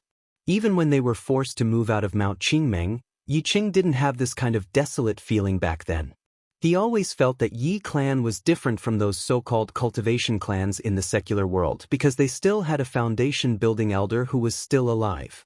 But it was only now that he knew that foundation-building elder had already passed away. After thinking for a long time, Yi Qing finally closed his eyes and sighed.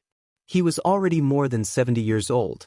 Although as a cultivator, it wouldn't be a problem for him to live to more than 100 years old, he was, after all, old.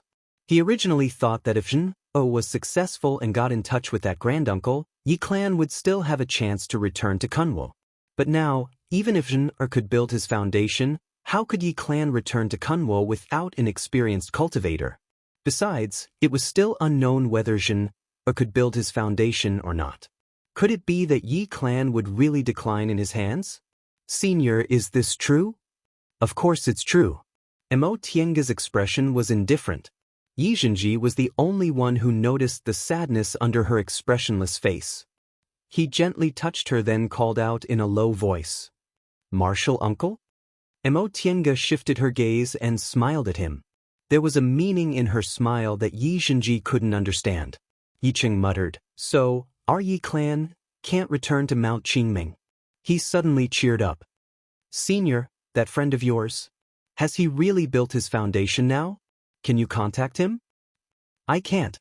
Emo Tienga flatly refused. "Patriarchy, my friend promised uncle that when he forms his gold core, she'll give Yi clan a certain amount of help. However, it's best if Yi clan doesn't return to Kunwu. You have to know that enjoying glory and splendor in the secular world is much happier than being weak and living in Kunwu in constant danger."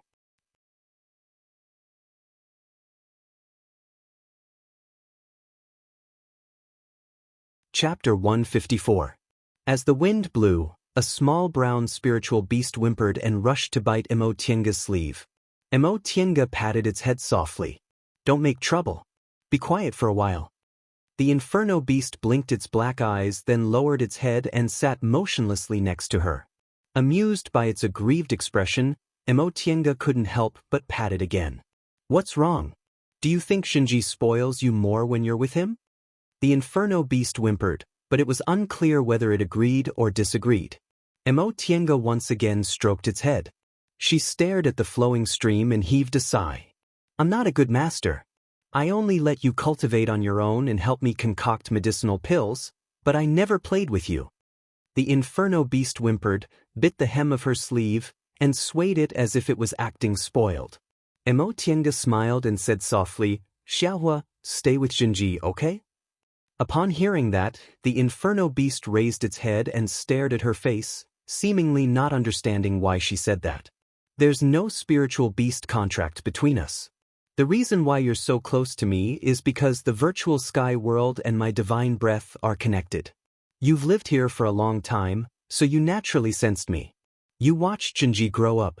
All these years when you weren't in the virtual sky world, you were always by his side, so your feelings for him are deeper than mine. Right now, I don't feel at ease leaving him alone in the secular world. Can you stay with him? The inferno beast's eyes widened, but it didn't make a sound. Emo Tienga knew this inferno beast ate something in the virtual sky world that made it more intelligent than ordinary spiritual beasts, so she didn't order it. She wanted to discuss with it. Don't worry. I concocted a lot of medicinal pills for second and third rank spiritual beasts.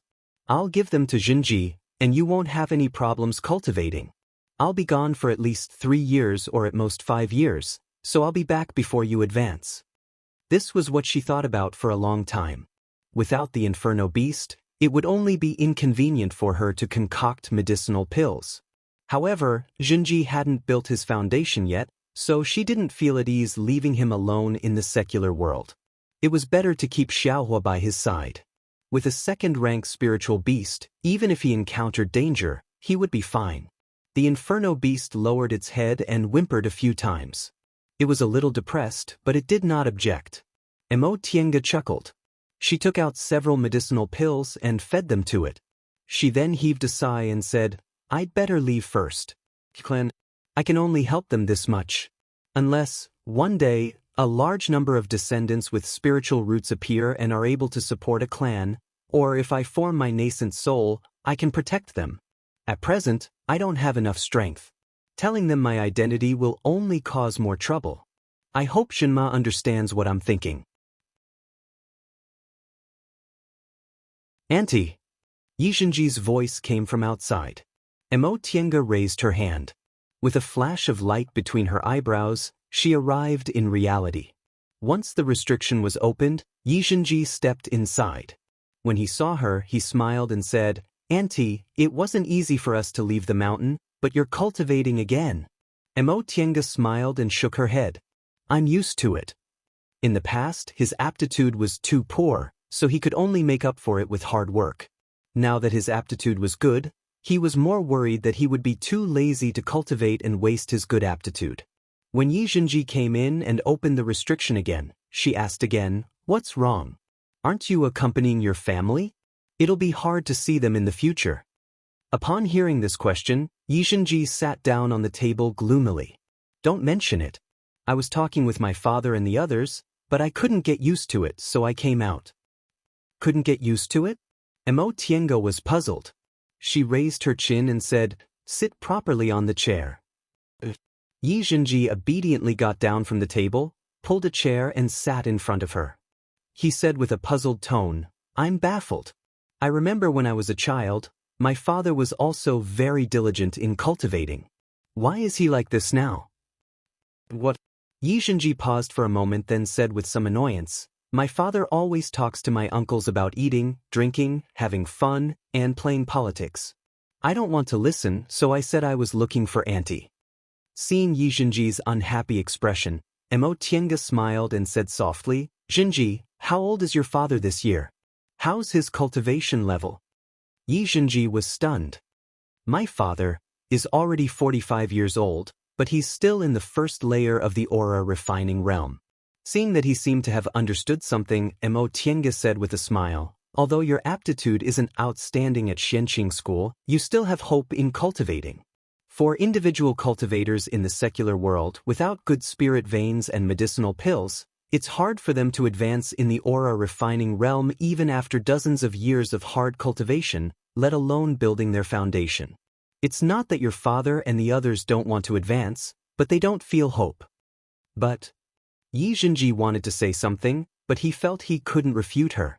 Mo Tiange said, Xinji, do you still have many medicinal pills for aura refining cultivators? Yi Xinji nodded. I originally wanted to give them all these medicinal pills, but after seeing them like this, I don't want to. It's precisely because they're like this that you have to give them. Why? Yi Xinji didn't understand. Mo Tiange said, your father hasn't been able to make a realm breakthrough for dozens of years, so he naturally lost interest in cultivating.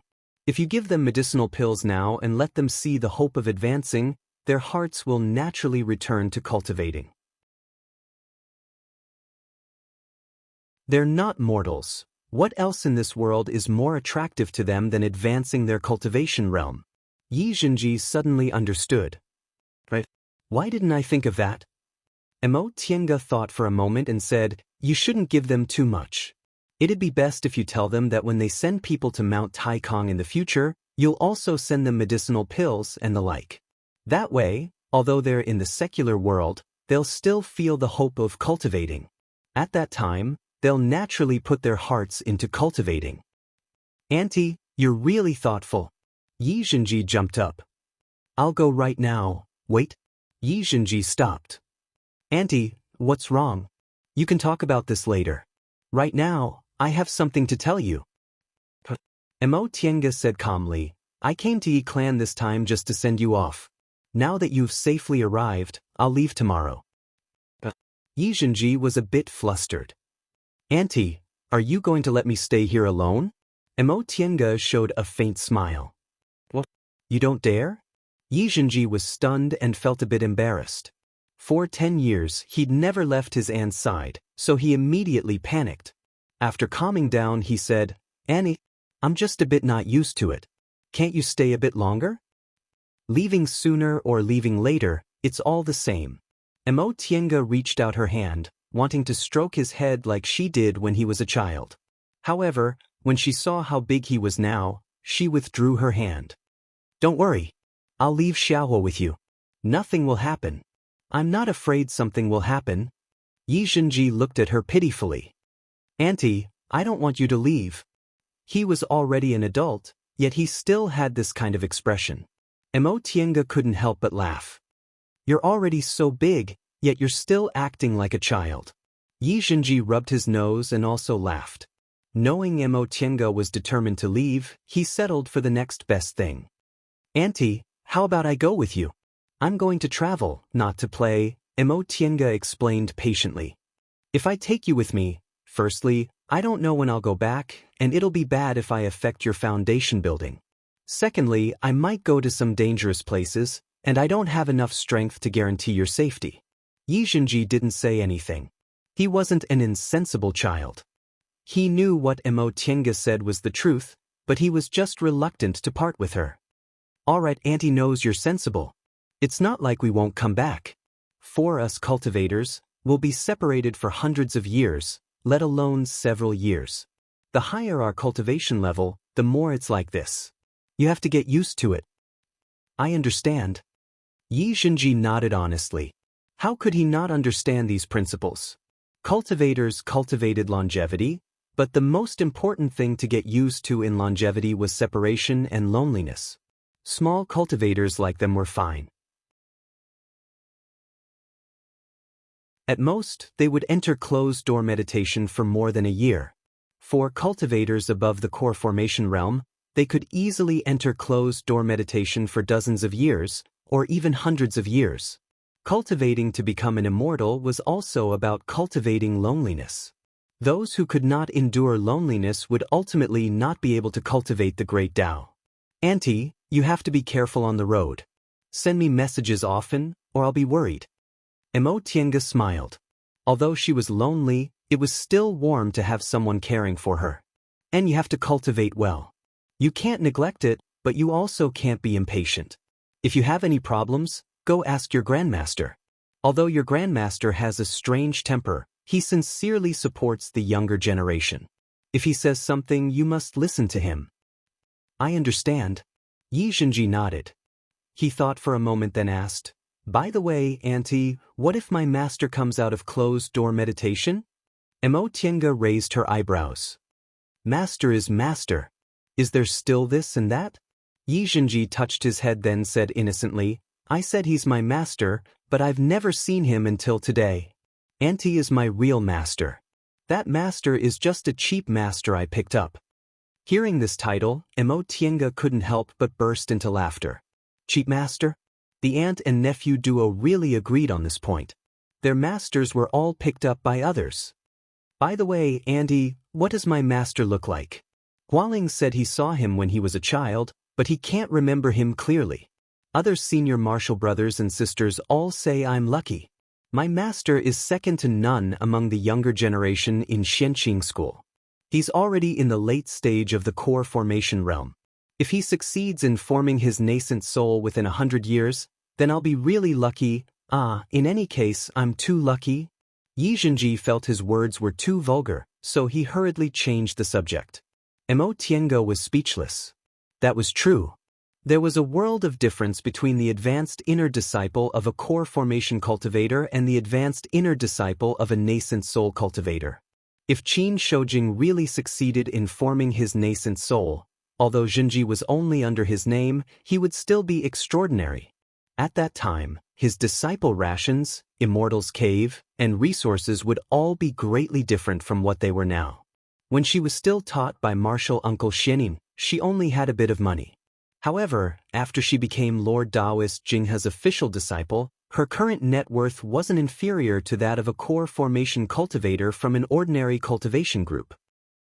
When your grandmaster made you your master's advanced inner disciple in name, he indeed had this intention. However, your master is in closed-door meditation now, and we don't know when he'll come out.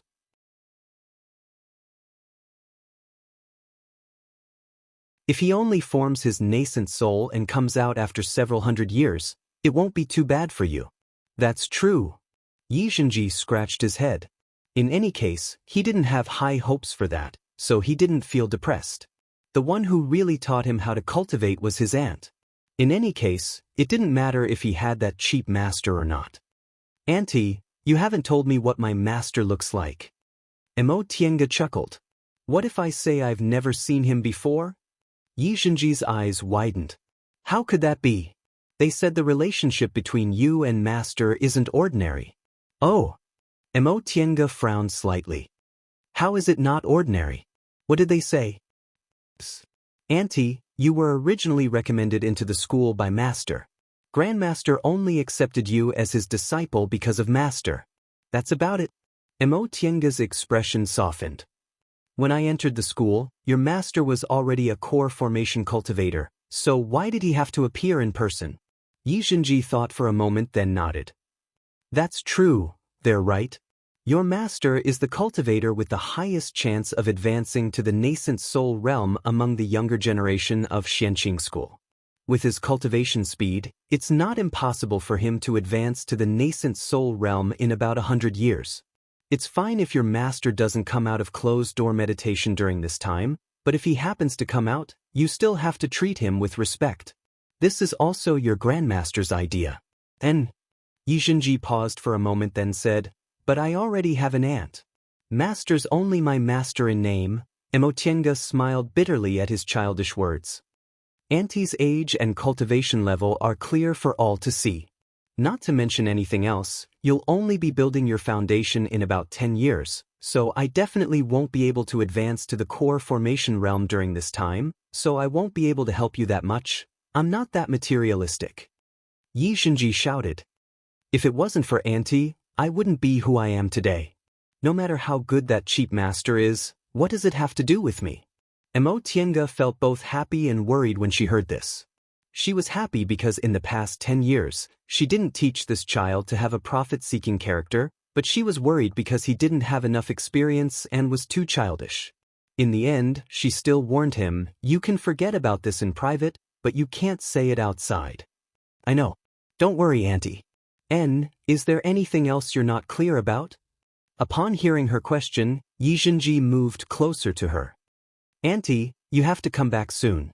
I'll try my best to build my foundation during this time." His words made Tiange smile. In the end, she reached out her hand and stroked his head. "You should go and accompany your mother. She hasn't seen you for many years. She misses you very much and talks about you all the time. You should tell her everything you need to tell her. Don't let your mother worry." "I know." Tiange withdrew her hand, then opened the restriction. She then sat cross-legged and closed her eyes. Yizhenji hesitated for a while, reluctant to part with her, but in the end he finally left. Tiange only opened her eyes when she heard the sound of the door closing. Her eyes were filled with worry. This child is really like me in the past. Or maybe I didn't think things through carefully enough. Although I gave him enough care, I let him develop a dependent personality. Just like back then, she relied on second uncle. When he lost him, she was in so much pain that she wished she was dead. It wasn't that this kind of deep affection wasn't good, but deep affection required a magnanimous mind to accommodate. According to the Daoist scriptures, absolute oblivion didn't mean that one was heartless. Oblivion meant that one couldn't be moved by emotions. This was the principle of forgetfulness. It wasn't that cultivators couldn't have attachments. There were also people with magnanimous minds who loved each other and raised children and grandchildren, which didn't affect their cultivation. However, ordinary disciples couldn't do that. Therefore, cultivation groups disapproved of disciples having too much contact with their clans. Yizhenji was facing this kind of problem now. After living together for 10 years, he was like a teacher, like a father, like a mother, like a brother, just like the feelings she had for second uncle in the past. But it was also because he was too young. Tiange recalled that she lost second uncle at this age. If Xianxia hadn't been by her side to support her, maybe she wouldn't have been able to stand up so quickly. When she thought of this name, she felt a stabbing pain in her heart, but she soon calmed down. This was her luck, but it was also her fate. If it wasn't because of this, it might take a long time for her to recover her mental state. If it wasn't because of this, she wouldn't have fallen in love with someone so easily. Fortunately, she rationally cut off this feeling. Later, she vaguely realized some things, which made her even more grateful for her decision at that time. Thinking up to this point, Tiange rubbed the space between her eyebrows and shook her head. Forget it. She shouldn't think too much. She was herself, and Jinji was Jinji. The difference between men and women was also reflected in their personalities. Maybe during the time she was away, Jinji would come into contact with other people more, and this dependence would fade. As for seeing through it, that would depend on fated chances. Early the next morning, Tiange packed her things and left Yi Clan. Everyone in Yi Clan came out to see her off. Last night, Tiange asked Yizhenji to give some medicinal pills, spirit tools, and other things she didn't use to Yi Clan's patriarch as a gift from a senior. Yi Clan was deeply grateful for this. Yi Clan had been in the secular world for a long time, so they had long run out of savings. Back when they sent Yizhenji to the mountain, they only took out 2 or 3 spirit stones and several medicinal pills, which clearly showed how poor their resources were. Because Tiange was Yizhenji's martial uncle, she took out more than 10 bottles of medicinal pills and spirit tools, which were indeed huge wealth for Yi Clan. In fact, those medicinal pills were leftovers from when she learned how to concoct medicinal pills, and the spirit tools were also collected from the cultivators she killed years ago. None of them were good things, so she didn't give them to Yizhenji and just casually threw them in a corner of her Qiankuan bag. Now she could use them. "Jinji, I'll leave Xiaohua to you. Take good care of it. When you go back, bring it back to the school, understand?" Yizhenji nodded and took the Inferno Beast. In the past 10 years, he could be said to have grown up with Xiaohua. The relationship between man and beast was very good, so he naturally carried Xiaohua. When everyone in Yi clan saw this inferno beast, their eyes widened. Several cultivators from Yi clan could see that this inferno beast was a second-rank spiritual beast. A second-rank spiritual beast was equivalent to an early-stage foundation-building cultivator, yet he actually gave it to Yi Zhenji just like that. Senior. Yi Qing stepped forward, pointed at the inferno beast in Yi Zhenji's arms, and said in fear and trepidation, "Giving this spiritual beast to Zhen, isn't too good, is it?" Mo Tiange turned to look at him and asked, "Does Patriarch Yi think there's a problem?" Yi Qing said, "This is a second-rank spiritual beast, so it should be able to help you. If you give it to Zhen, what will you do for yourself?" Mo Tiange said faintly, "Even if this spiritual beast stays with me, it won't be of much use, so it'd be better to let Zhenji take care of it. Rest assured, Patriarch Yi, Xiaohua grew up with Zhenji, so their relationship is very good. It won't hurt Zhenji." "That's not what I meant." Mo Tiange knew he was just worried, so she waved her hand and interrupted him. "Patriarch Yi, rest assured. All right, Zhenji, Martial Uncle will leave now. You stay at home for several months, but remember to return to the school on time. If you miss the test, the next time will be 3 years later." "I know, Martial Uncle. Rest assured I know all of this. And then I'll leave now. You don't need to see me off." After she said that, she no longer spoke any nonsense. With a wave of her hand, the white silk handkerchief appeared, then she transformed into a flight light and disappeared into the horizon.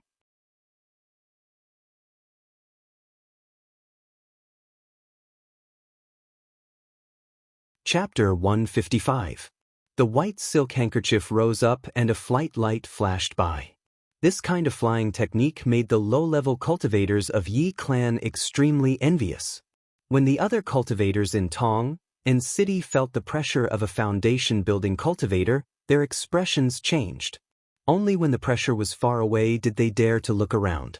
Mo Tiange rode the white silk handkerchief until she was some distance away from Tong and City. She then retracted her spiritual aura pressure.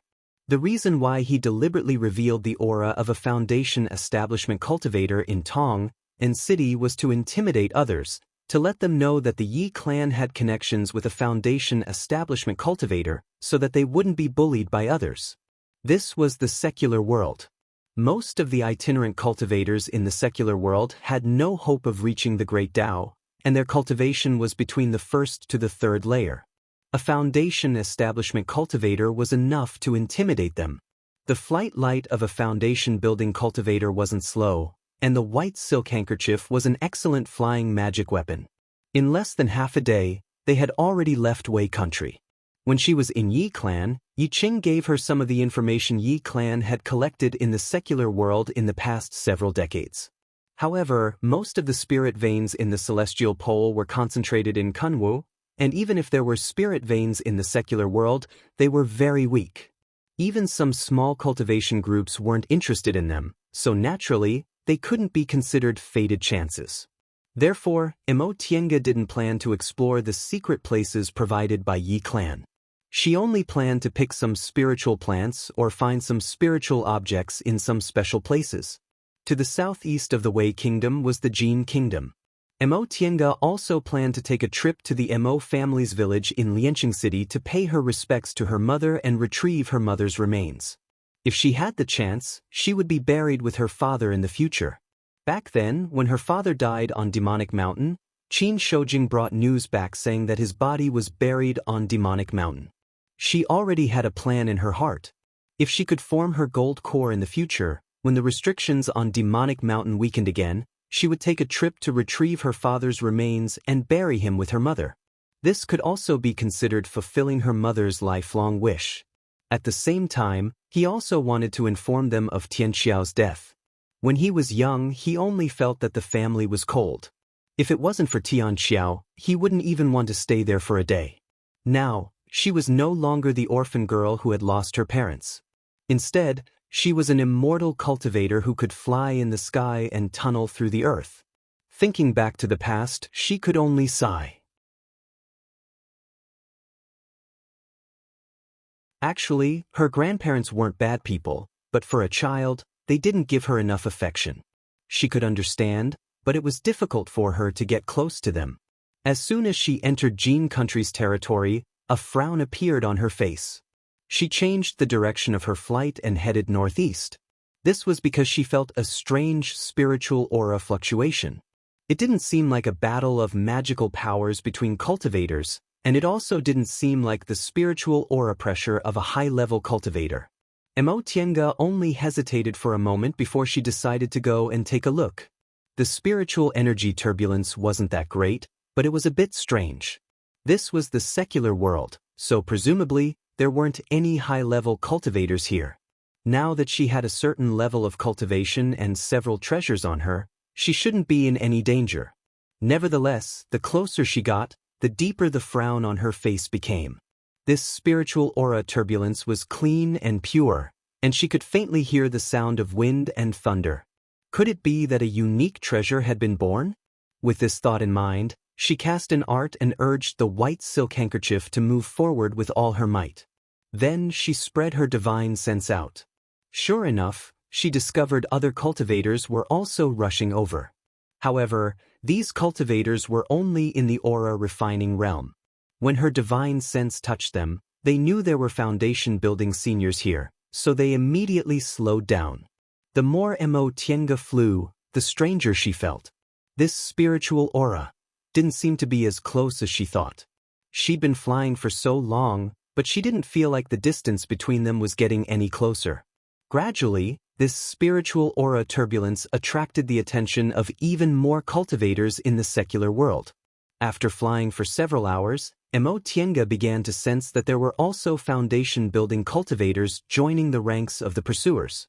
Although most of the individual cultivators in the secular world were low-level aura-refining cultivators, there were also cultivators in the foundation-building realm and above who happened to pass by.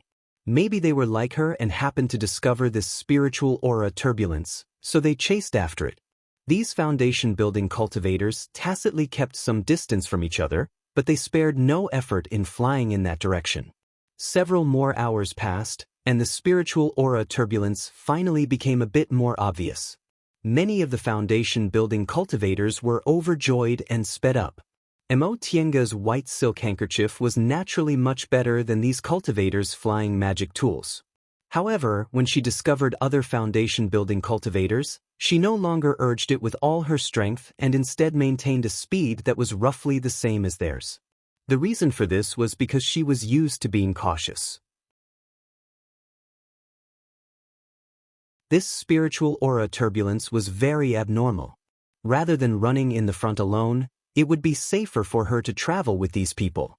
If there really was some kind of unique treasure, she wouldn't be afraid of them since she swept her gaze over them just now and discovered that these foundation-building cultivators were all early-stage cultivators. At this time, the closer they flew, the more obvious the spiritual aura turbulence became. Tiange knew the source wasn't too far away. The flight lights of the other cultivators were already visible to the naked eye. There were many people who had the same idea as her, but they all avoided her. After all, her cultivation level was in the peak of the middle stage, so she was the strongest among them. Right now, they still didn't know whether she was a friend or a foe, so it was better for her to stay as far away as possible. At this time, there were no longer any aura-refining cultivators following them.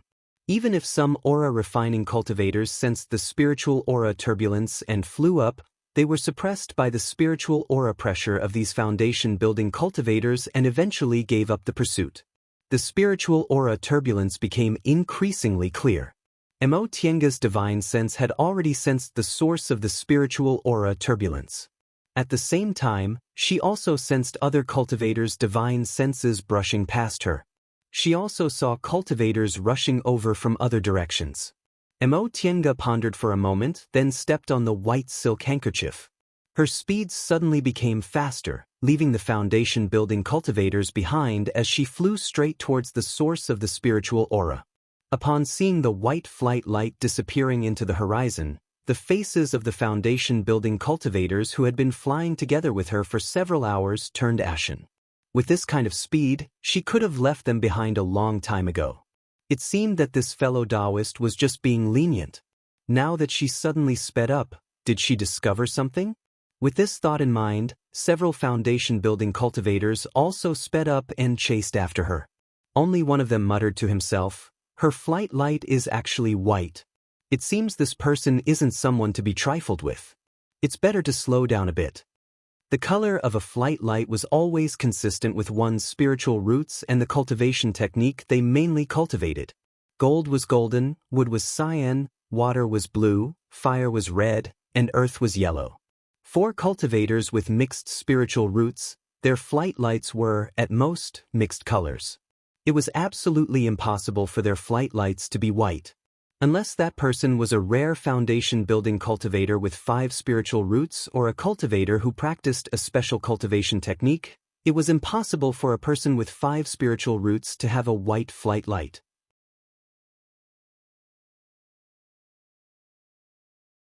Foundation-building cultivators with 5 spiritual roots had experienced many hardships that ordinary people couldn't compare to.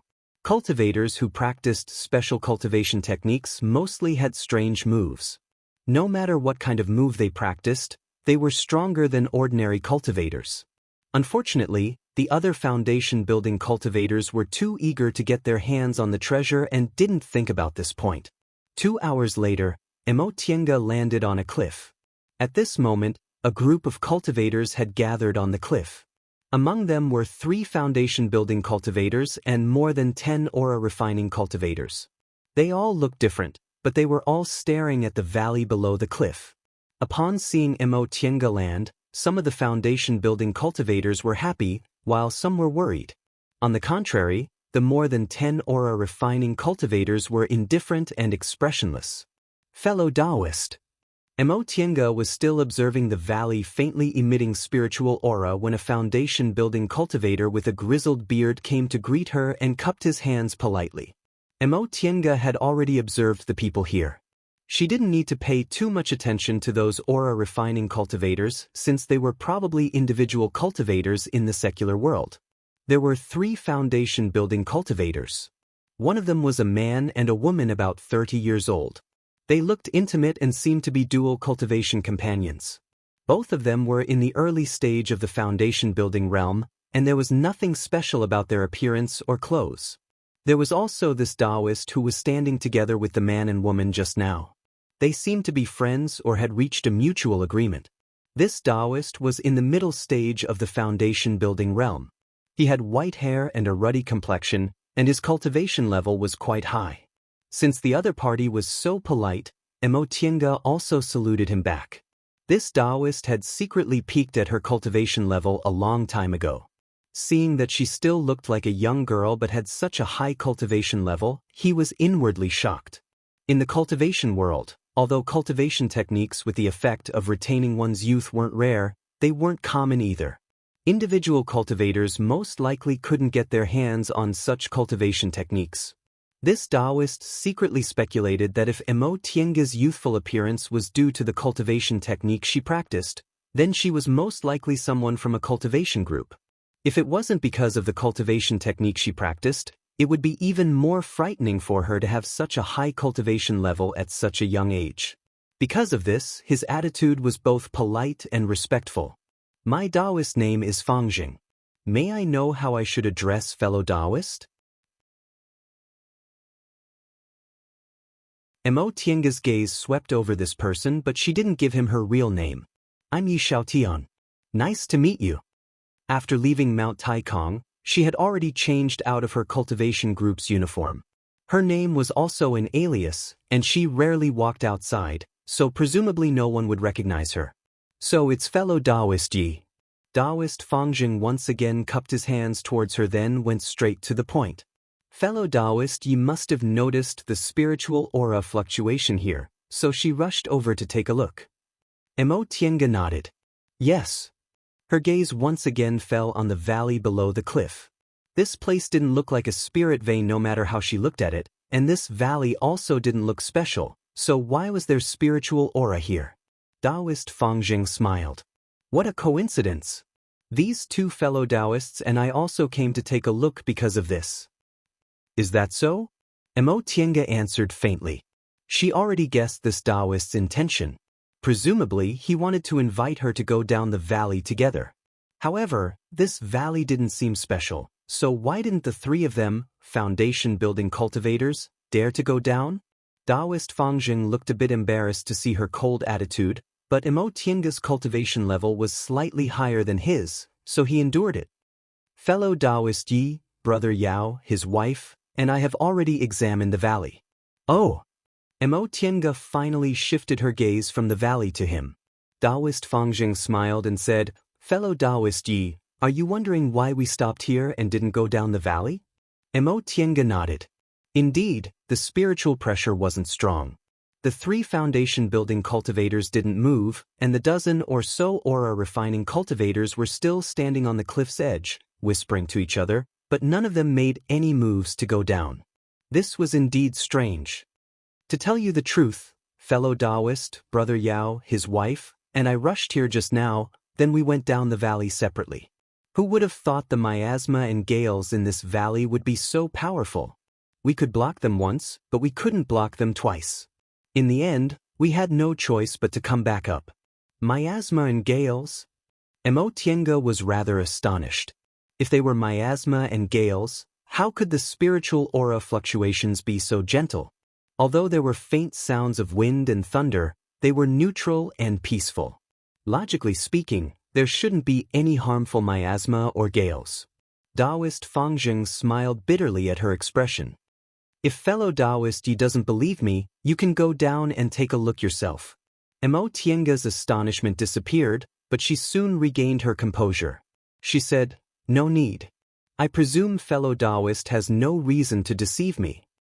Correct, little sister. This is the truth. Right after she finished speaking, the brother Yao and his wife, Daoist Fangjing mentioned, walked over. The woman was dressed like a married woman. She was about 27 or 28 years old, charming, graceful, and had a smile on her face. When she spoke, her tone was soft but straightforward, giving her a very favorable impression.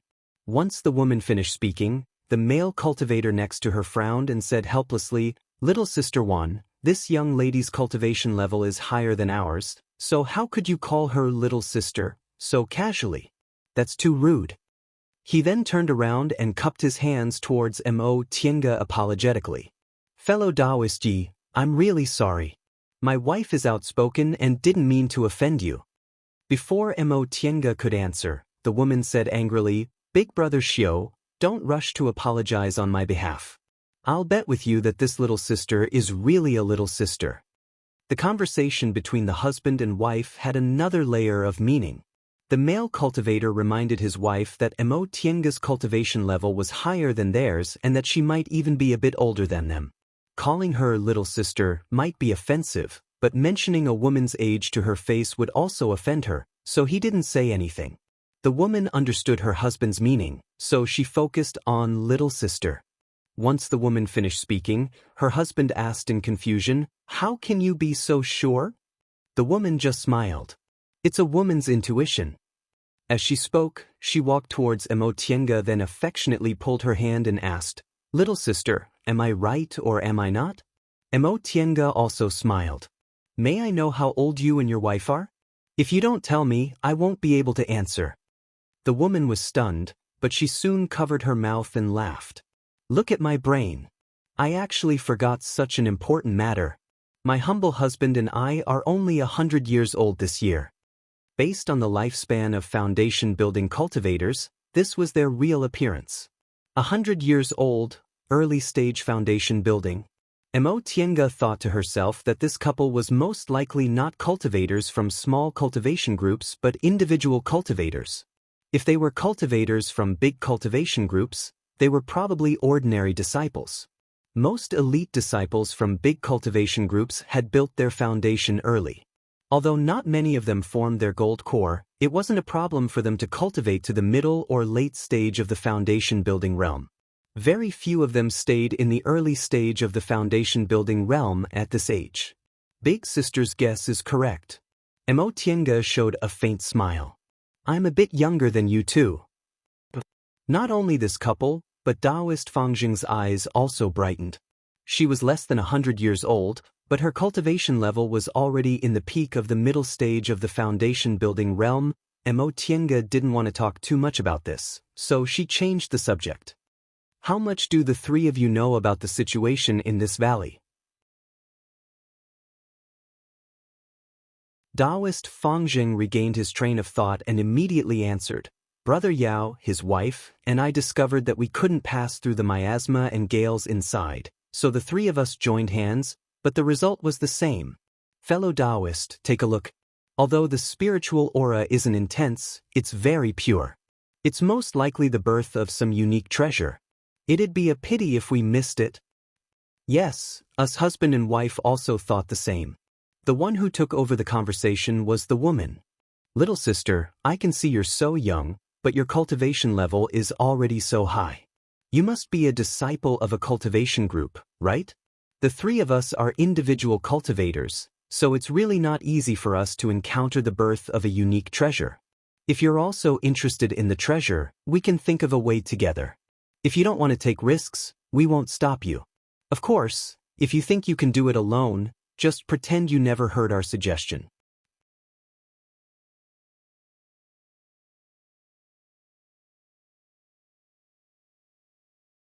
Chapter 156. The woman's tone was gentle, but her words were straightforward. Right after she finished speaking, her husband pulled her again with a somewhat helpless expression. Tienge could roughly guess what the male cultivator was thinking. This woman was really straightforward. If she was a hot-tempered person, she would probably be unhappy after hearing what she said. Tienge was disinclined to get angry. Besides, this woman was just a bit too straightforward with her words. She didn't offend her. She said, Big sister is right. Let me think about it. The woman beamed with joy. That's what you should do. Little sister, think about it carefully. The male cultivator heaved a sigh of relief when he saw that she didn't take advantage of her higher cultivation level to attack them. Although there were two of them, their cultivation levels were a bit lower than others. Even if they joined hands, they would still lose more if they fought against cultivators in the peak of the middle stage of the foundation building realm. Daoist Fangjing raised his head to look at the horizon. Fellow Daoist Yi, we'd better make a decision quickly. The longer we delay, the more people will come. Tienge was a bit surprised. This Daoist Fangjing's divine sense was also very powerful. She only sensed someone approaching just now.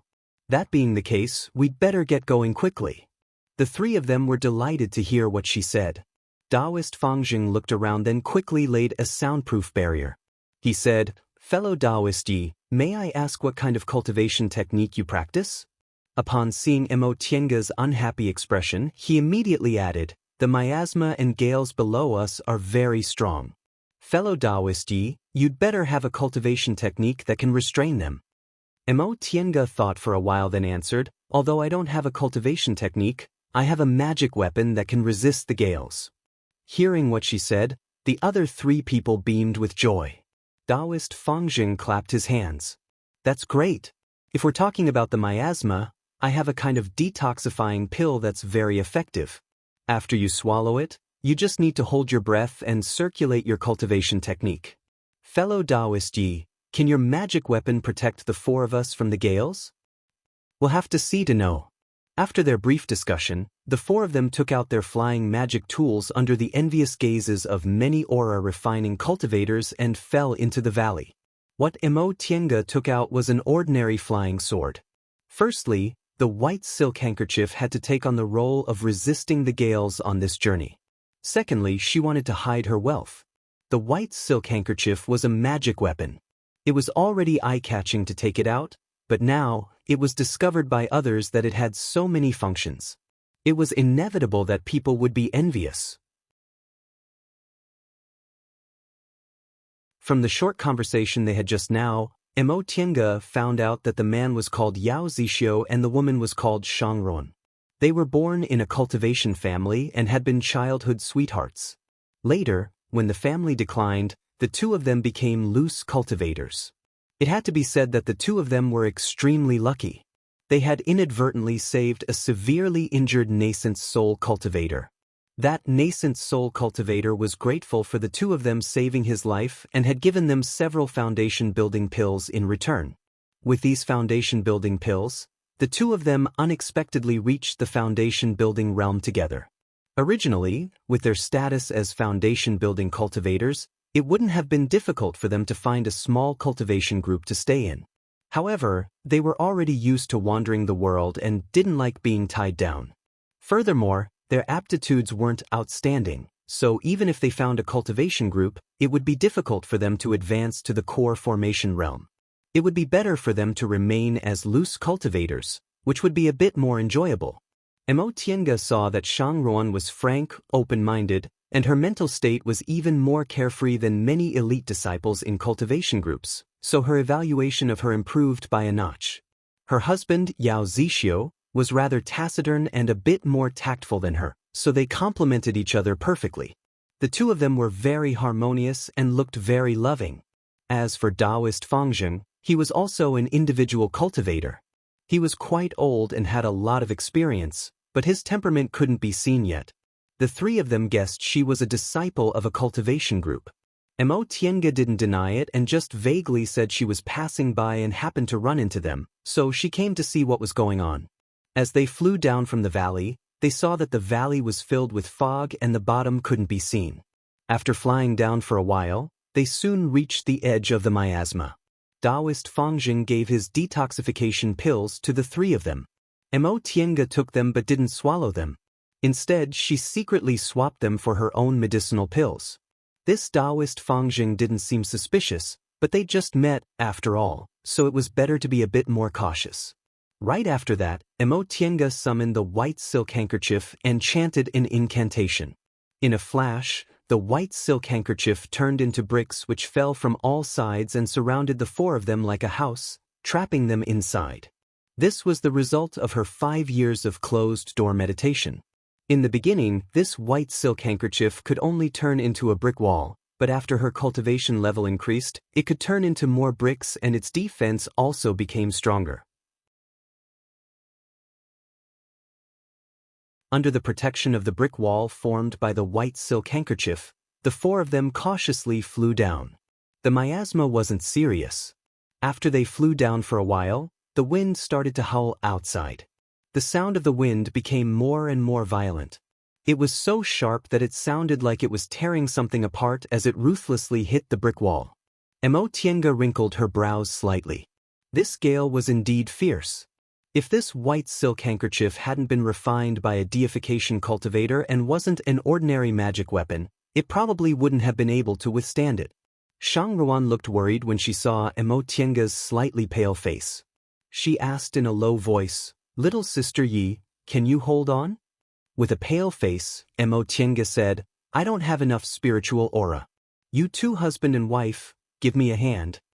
Shang Ruan and Yao Zixio glanced at each other then made hand seals together. Yao Zixio passed his spiritual aura to Shang Ruan, and Shang Ruan passed her spiritual aura to Xianxia. As for Daoist Fangzheng, he was on full alert to guard against any mishaps. The gale became fiercer and fiercer. The three of them gradually ran out of spiritual aura, so they had to take medicinal pills. Because Daoist Fangzheng provided them with medicinal pills to ward off the miasma and Xianxia used her magic weapon to block the gale, the Yao couple didn't contribute anything, but the two of them didn't dare to complain. They just kept eating restorative panaceas and transferred all their spiritual aura to Xianxia. Time gradually passed. The Yao couple finally finished their restorative panaceas. Yao Zixio touched his Jianquan bag then asked Shang Ruan in a low voice, "Little sister Wan, do you have any more restorative panaceas?" Shang Ruan's complexion gradually turned pale. She shook her head and said, "This is the last bottle."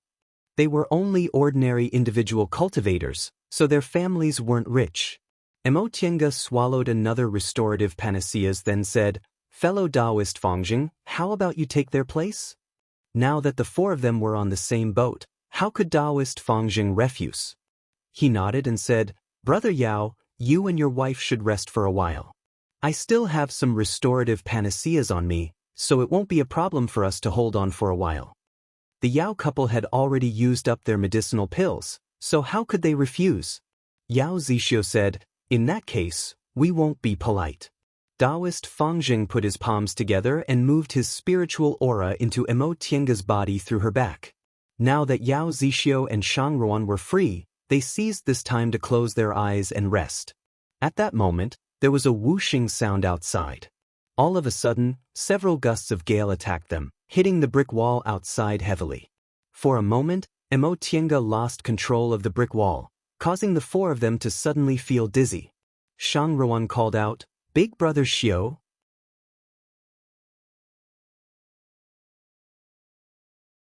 Yao Zixio hastily rushed over. The two of them held each other's hands tightly and steadied themselves together. Emo Tianga and Fang Jing's cultivation levels were higher than theirs, so their adaptability was also faster than theirs. Once Emo Tianga realized she was losing control of her magic weapon, she immediately bit the tip of her tongue and spat out a mouthful of blood essence, forcibly regaining control of the magic weapon. Daoist Fang Jing also immediately moved his spiritual aura again, sending it into Emo Tianga's body. After the torrent passed and the four of them regained their stability, Emo Tianga said, "The situation isn't good. If the gale was a bit stronger, my magic weapon wouldn't be able to hold on." What she said made the other three people wrinkle their brows. They had experienced it themselves, so they naturally knew how powerful the gale was. Right now, the Yao couple had used up all their restorative panaceas and didn't have enough spiritual aura, so even protecting themselves would be a problem. Although Daoist Fang Jing still had some strength left, if Emo Tianga couldn't hold on, he wouldn't be able to survive the gale without the protection of the white silk handkerchief. While they were hesitating, another torrent came. This time, Emo Tianga was already prepared. She had been using her divine sense to firmly control the white silk handkerchief, but this time, the torrent was even stronger. Even though Emo Tianga's divine sense was powerful, she still felt powerless even though she wanted to. She made a prompt decision and shouted, "This won't do. We have to go back." Nevertheless, Daoist Fang Jing was hesitant. "We're almost at the bottom, aren't we?" Emo Tianga raised her voice. "If it comes again, I won't be able to hold on." "Fellow Daoist Fang Jing, can you guarantee you'll be able to hold on?" What she said made Daoist Fang Jing silent. His cultivation level was slightly lower than Emo Tianga's, so if Emo Tianga couldn't hold on, he wouldn't be able to either. Another gale attacked them. Shang Ruan's complexion turned pale and she spat out a mouthful of blood. Yao Zixio turned pale with fright. "Little sister Wan." Emo Tianga no longer said anything. She immediately manipulated the flying sword to change its flying direction. If this continued, she might lose her life here. She wasn't an individual cultivator. She had a sect and a master, and she had outstanding talents, so she didn't lack medicinal pills. Even if she didn't have this kind of unique treasure, she still had a chance to advance to the Great Tao. If she lost her life for something that might not even exist, she would lose more than she gained. Upon seeing her changing direction, Fang Jing called out, "Fellow Daoist Yi." He seemed reluctant.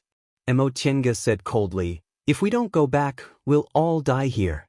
No matter how good a treasure is, it depends on whether we're alive to enjoy it." Daoist Fang Jing's face flushed, but he didn't say anything in the end.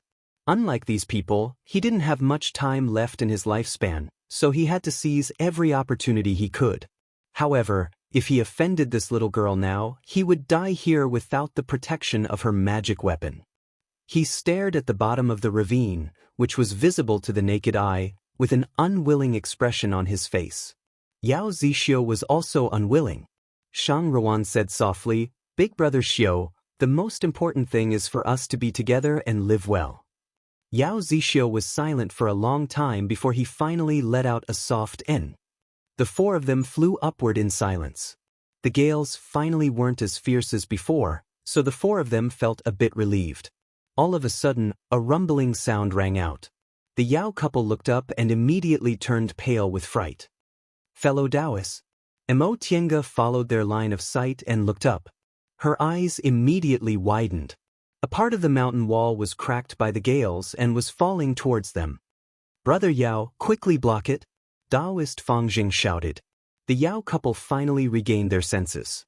They hastily joined hands to make hand seals, creating a protective cover above everyone's heads.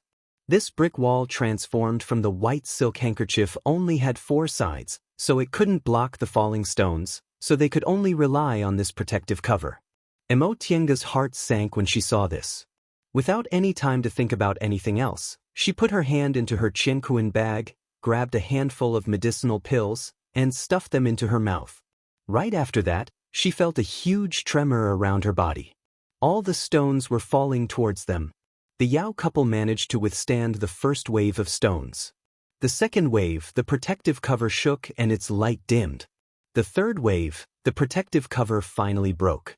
Tienga suddenly lost control of the brick wall. She immediately clasped her palms together, and the 4 sides of the brick wall transformed back into the white silk handkerchief. She made a hand seal, wanting to return to the virtual sky world, but she couldn't even hold on for a short period of time. In an instant, she was sucked into the raging gales. After an indeterminate amount of time, Tienga slowly opened her eyes. Her whole body ached. She closed her eyes and moved her spiritual aura to flow through her meridians one by one. Only then did the pain in her body ease a bit. After a long time, she finally regained the strength and slowly sat up. She looked around. The scene in front of her surprised her. The grass was green, the sun was shining, the breeze was gentle, and the water was gurgling. Everything in front of her was like a beautiful paradise. She recalled what happened before she fainted.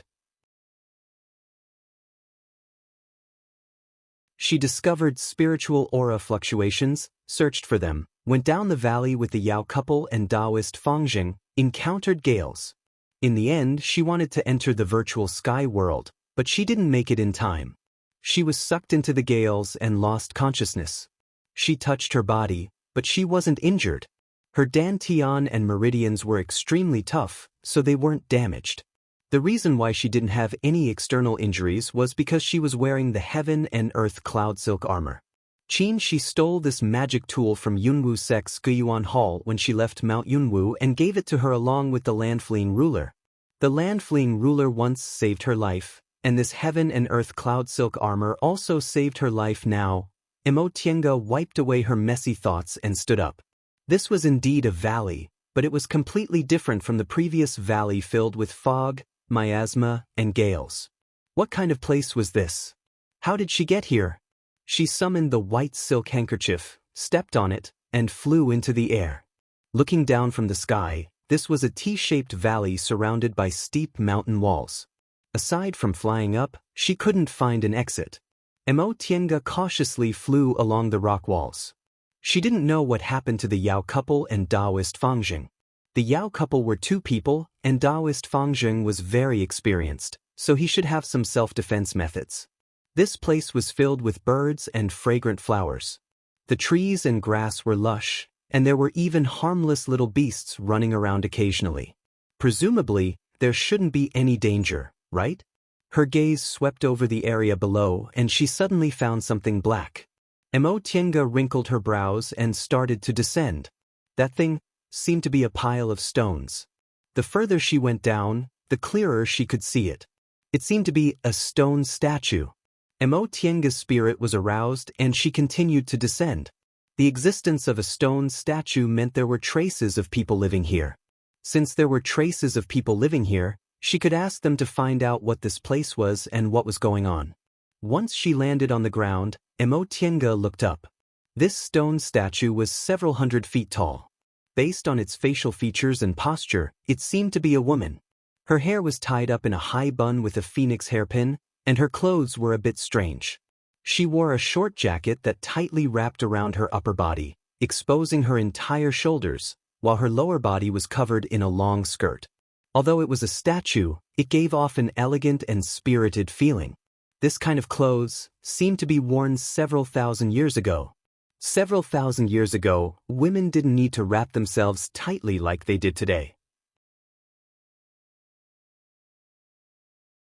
They were beautiful by exposing their shoulders, but they liked to wear long skirts, which made them look like fairies, as if they were flying in the sky in a painting. Tienga examined the stone statue carefully. It was covered in moss, and it seemed like no one had taken care of it for a long time. She was a bit disappointed. It seemed the people in the valley had most likely moved away. There was a stone platform under the stone statue, which seemed to be an altar. The incense burner was also full of weeds. Tiange suddenly wrinkled her brows. She placed her hand on the incense burner on the altar and gave it a light push, causing a faint spiritual aura to emerge. You're tuning in to the Wang Lin's Journey YouTube channel. Don't forget to subscribe and join us on this journey to catch the most captivating stories.